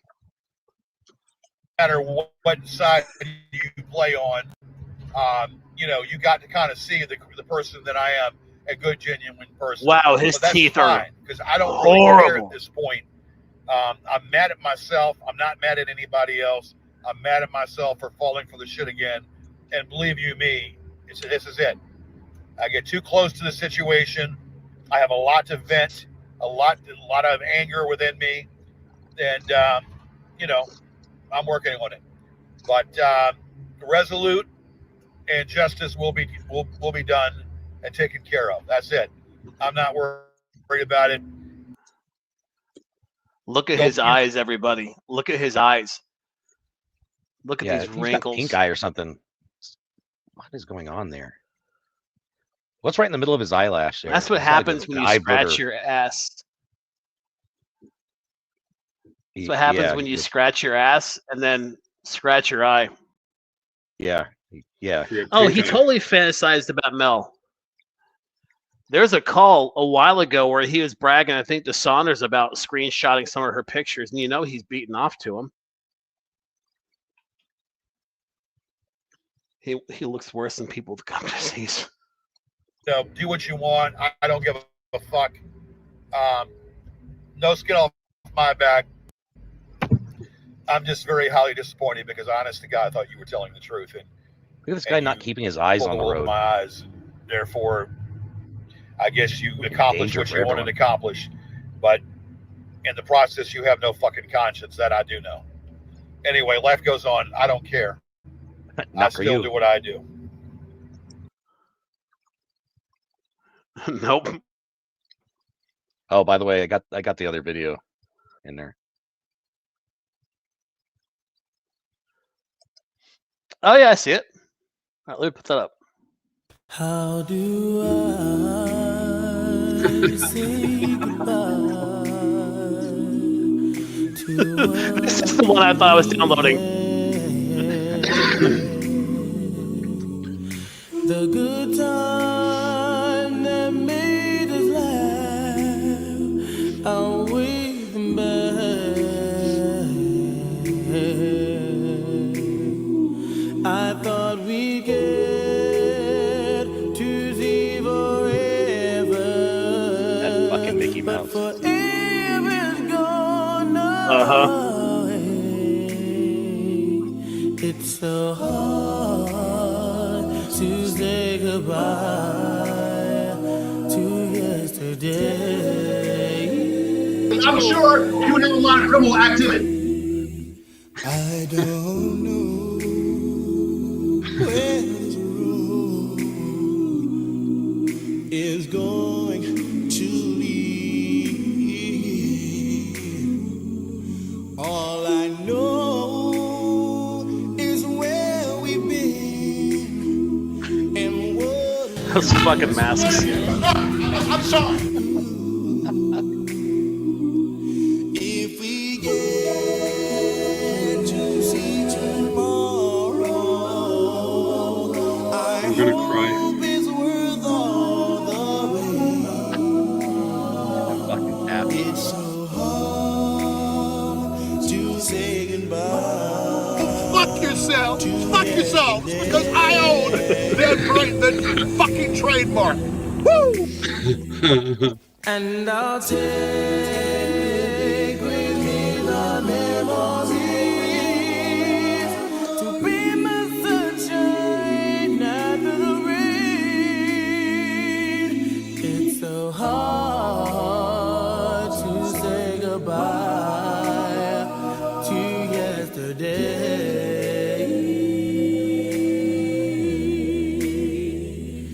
And I'll take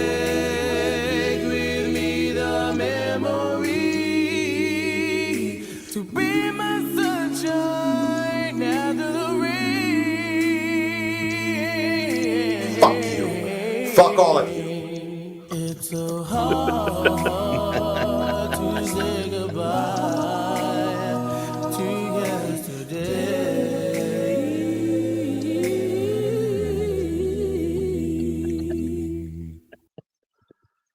Man, that is brilliant, dude. That one is brilliant. It may have sounded like I was kind of chuckling through some of that, but I was really just kind of crying. So sad. It's sad. Mm. I mean, we should still have another Donkey Con after this and just pour it out for our homies. Rest in peace, George. Bad with women, bad with money, bad at life. Beautiful. Hey, Voluptuous Girly, welcome. Beautiful Adonis.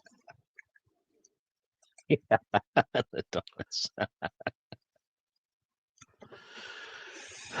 Well, I mean, that's kind of where the show is going to go tonight. Just a couple of clips and a couple of dedications. Didn't have a whole lot more prepped for it because it's he's dead. What are you gonna do? But our next show will be balls to the wall because we're gonna making fun of Kevin, and there's some great shit for it. And at that point, after that, we'll probably do the GoonCon calls, do those live. They are a lot of fun. They are a lot of fun. That's all I've got for today. Is there anything else you guys want to say or want to watch? Anything like that? I'm still digesting the fact that he's no longer with us. So I don't really know what to say. Me neither. Yeah, I got nothing. Deuce wants to say something to everybody. Deuce Dice. Did you want to come up and say it, buddy? Shoot me the link. All right.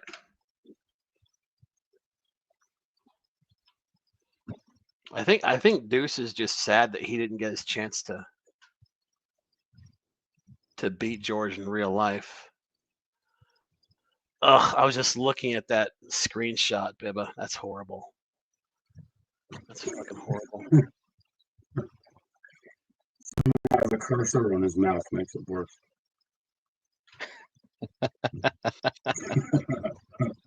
Check the cord.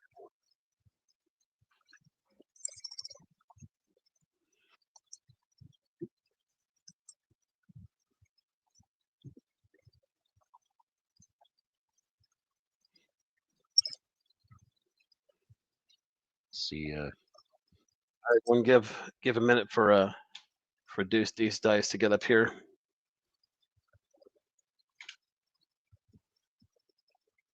Fingers up your ass. Up your fucking ass. You know, we're waiting for him. I want to play the one where he says he's at the pinnacle of life, and we should all. Hey, Brain Scott, what's up, buddy? I think it's this one. Oh, here we go. I got that picture cleaned up a little bit. You can see his teeth better. Ugh, fuck. Thank you. Yeah. You're welcome. That's what I do. Okay, so he's wearing his gun jersey again.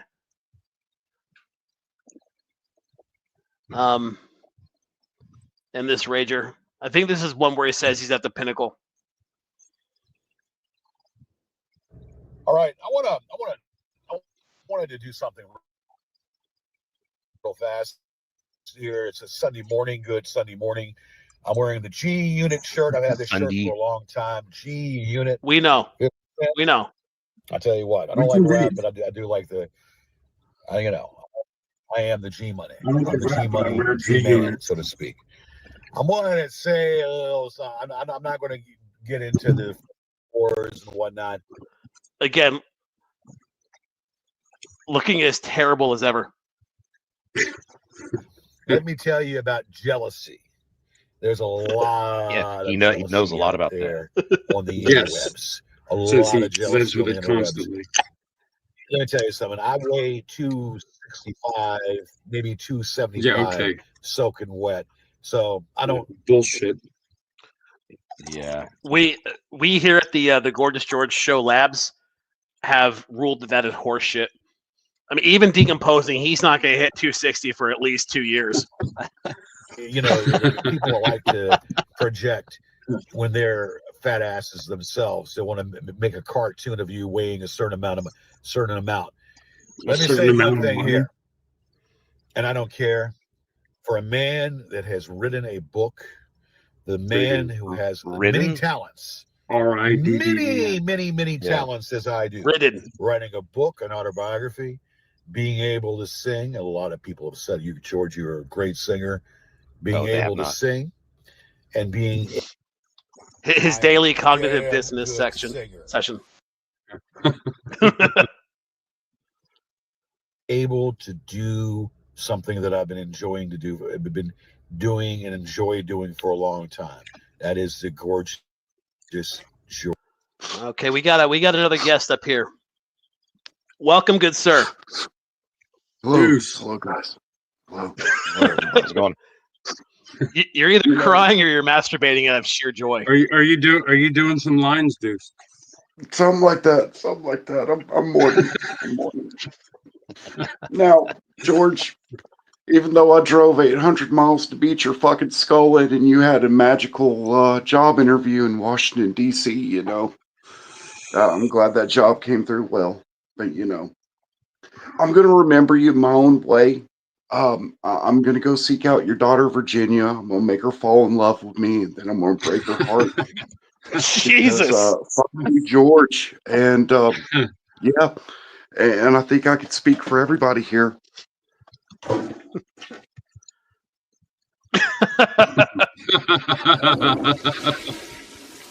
Godspeed, gang. Godspeed. God bless, brother. Yeah. There was Deuce, everyone. He really does have a big heart. He does. It's fueled by rage, but it's a big heart. It's a functioning heart, unlike George's. Let me say it a little bit slower for people that don't understand. Been doing a show that I've been doing for a long time. It's called The Gorgeous George. Jesus Christ. Look at that face. I can't. Damn. This is a guy doing a tirade about us being jealous of him. How is Henry handling this? Henry is nursing a 3-week-long hangover. He's just been drinking constantly to the point where he's always drunk. He's been a very, very happy man. Show. And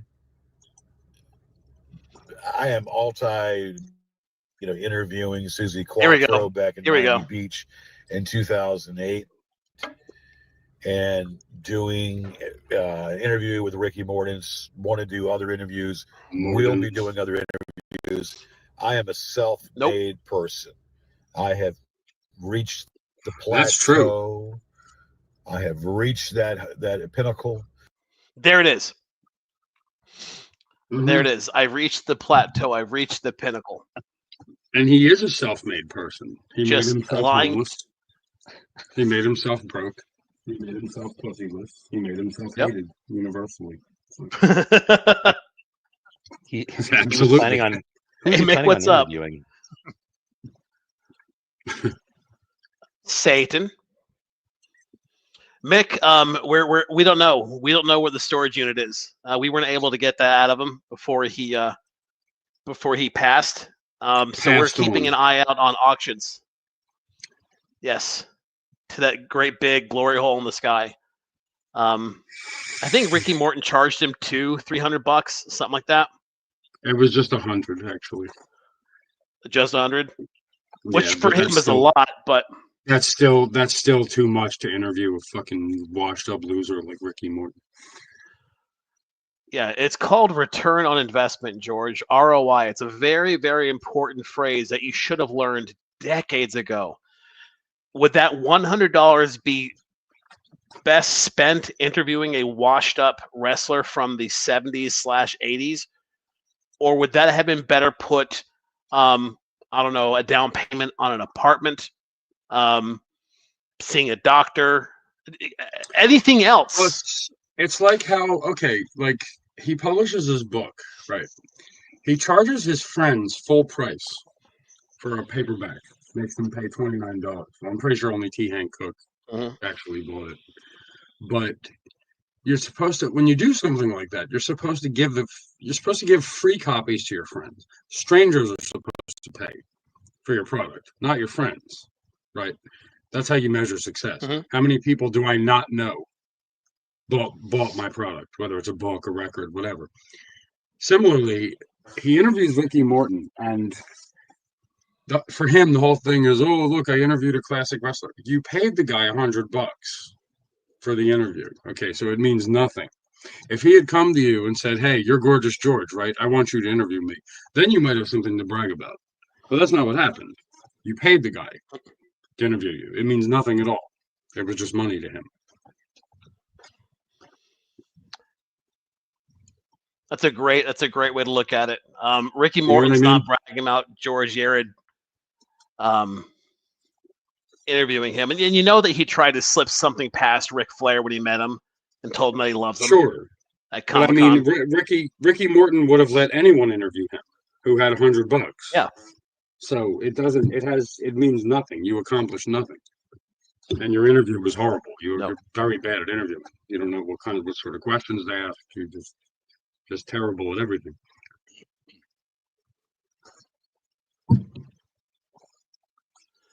And the truth be told, I made it. I haven't seen it yet. I watched 5 minutes and I had to stop. One of the Ricky Morton. Like I legit, yeah. Like I legitimately cannot watch his shit unless I'm surrounded by you guys. I really can't do it. Well, yeah, because whenever he interviews anyone, it's like when he interviewed Susie Quattro. He asks the most unimaginative, uninsightful questions that you could possibly think. Your last name. He's just a horrible interviewer. He does no research on the person he's interviewing either. You know what I mean? Like when he did that interview back then, he had asked her questions like, "So were you inspired by such and such other celebrity or whatever?" And Susie Quattro was like, "No, they were fans of mine." Yeah, he asked her if she was influenced by someone who didn't get famous until 10 years after she did. Right. That would be like me asking Mick Jagger, "So were you influenced by Kurt Cobain?" Like, it makes no fucking sense. It's just so stupid. You know, and he thinks he's clever. I'm sorry, thought he was clever past tense. But for God's sake, just... And you could tell watching the interview, the look on his face, he felt that I have arrived. This is my moment. Like, he really thought he had something with a stupid smile on his face and his charisma and his I hate Confident George so goddamn much because there's nothing behind it. It's all smoke and mirrors. Yeah, see, Luis, he gets Maybe we it. should watch the interviews. Like, hey, Ric Flair, were you inspired? Were you influenced by The Rock? Like, that's basically the question he asked Susie Quattro. That's perfect, man. That's perfect. I have reached it, and yet when you're on top of your profession, you're on top of your craft, people want to knock you down. We stole your show, George. You've never been lower in your life. He was speaking from the front seat of his house. He was at the pinnacle of his fucking career there? What career? Door dashing?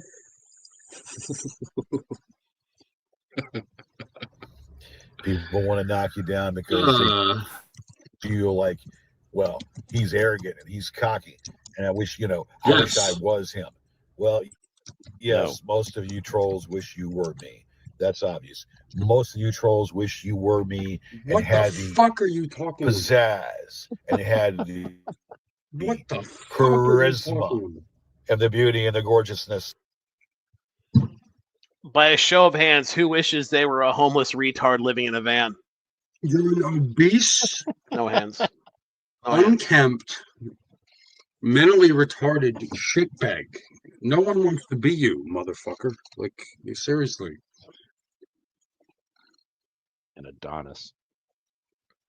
I like being David Abrams. I'll I don't happily wake up in my life every day. I don't want to be 310 pounds.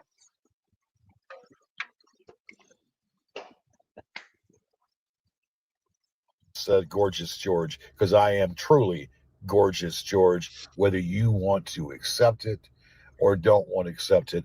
It is the best thing that is ever out there. When I was born, the world came in line.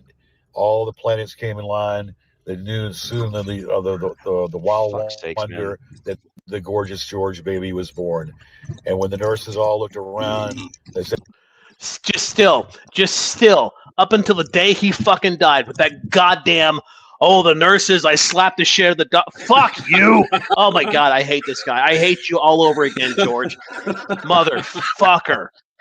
Just no evolution in his character at all. No fucking forward thought of how do I become a better, quote-unquote, gorgeous George? How do I evolve? Fuck. Not one It's funny, he was- shred of anything resembling cleverness, intelligence, not one minuscule shred. He was telling that. Remember that clip that we brought up? I don't know. It was a couple of weeks ago, I think. The one where he was talking to the group of black guys. He was. I don't know. He was on the. I don't know if he was on their show or whatever. He's telling that exact story right then. Yeah. Yeah. Mm-hmm. Like way the fuck back. And the then. looks on their faces. Yeah. I would love to hear what somebody those guys had had to say. Oh God, yeah. And somebody had commented, George, your shit doesn't really work outside of your own stupid little world. Said, leave this one alone. Because they knew right away the gorgeous George was bad. Bad to the bone. Fat to the bone. If you don't like it, deal with it. And if you've got a problem, go blank yourself. Go blank yourself. Do something to yourself. Yeah. Go take a transistor Piece of radio SH. in the bathtub, take it in there, plugged in to the wall, and do something with yourself. Go take a flying leap exit through your own yourself fecal. pretty much by getting in a hot tub of water with a transistor radio. We get it, George. We get it. Right. Arrive to your destination. Finish your insult. Fuck. I've never seen someone who talks so much have so little of value to say. Yeah. Or seriously. something to that effect. It's a beautiful day outside. A really beautiful day. And I'm going to take advantage of it because I can. And I will. Why don't you shave? It's a beautiful thing to be able to know that you can make the He's gonna best go of sleep things. on a park bench. And you can do the best you can. Every day is an adventure. Every day is something to look forward to. No matter how focus. Be every bit of the person you can be. Because when God is on your side, how can anybody else be against you? How can you think God is on your side? Yeah, you lost everything. How can you think that? Jesus Christ. It's like you have to understand, if God's on your side, why aren't you being blessed? Like, you're the one who was crying about having nothing. We all heard it. That's not God on your side. I have nothing. No family, no children, no nothing. And it just, God damn it, it just...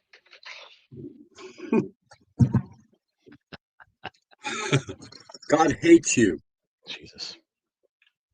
Sorry. God hates you very, very much. He hated you. God's... What do you think St. Peter said when George walked up to that gate? What does everyone think? I think I know. Fuck you. I think he said, I think he looked at him and said, "Are you fucking serious? What are you doing here? You're in the wrong place." Yes, Gigi's dead. Hence the George Alexander Yarid Memorial Streamline. But speaking of, it's what 9:45 here in the great state of Texas, so I'm going to call it. I got some shit to do. I want to give everyone their Saturday night back. Thanks for bearing with us. Like I said, you know, this isn't as polished a show as we usually do because we're just kind of in a weird place with. We're in mourning. You know, what do you want? But we all had fun. I really should have had your memorial video to be the last one because all I did was take like his boogeyman video and throw my way on it. But whatever. So I'll end with that. Unless anyone has something else to say, we'll see you in a couple weeks. Not sure when we come back, but we'll let you know. Our next show will be about Kevin. Like I said, Pirate's been just stomping Kevin in the balls on a literally daily basis. And I'm excited for him to share all that with you guys. But until then, I mean, we usually say "fuck you, George," but Good night and God bless. what do you tell a dead person? Yeah. Yes. Sorry. See you in That hell, was George. poor taste. Y'all have a good night. All right. Take care, everyone. And now the end is near, and so I face the final curtain. My friend, I'll say it clear, I'll state my case, of which I'm certain. I've lived a life that's full. I traveled each and every highway, and more, much more than this. I did it my way. Regrets, I've had a few, but then again, too few to mention. I did what I had to do, and saw it through without exemption. I planned each charted course, each careful step along the byway, and more, much more than this, I did it my way. Yes, there were times, I'm sure you knew, when I bit off more than I could chew. But through it all, when there was doubt, I ate it up and spit it out. I faced it all, and I stood tall, and did it my way. I've loved, I've laughed and cried, I've had my fill, my share of losing, and now, as tears subside, I find it all so amusing to think I did all that, and may I say, not in a shy way. Oh no, not me. I did it my way. For what is a man? What has he got? If not himself, then he has not to say the things he truly feels, and not the words of one who kneels. The record shows I took the blows and did it my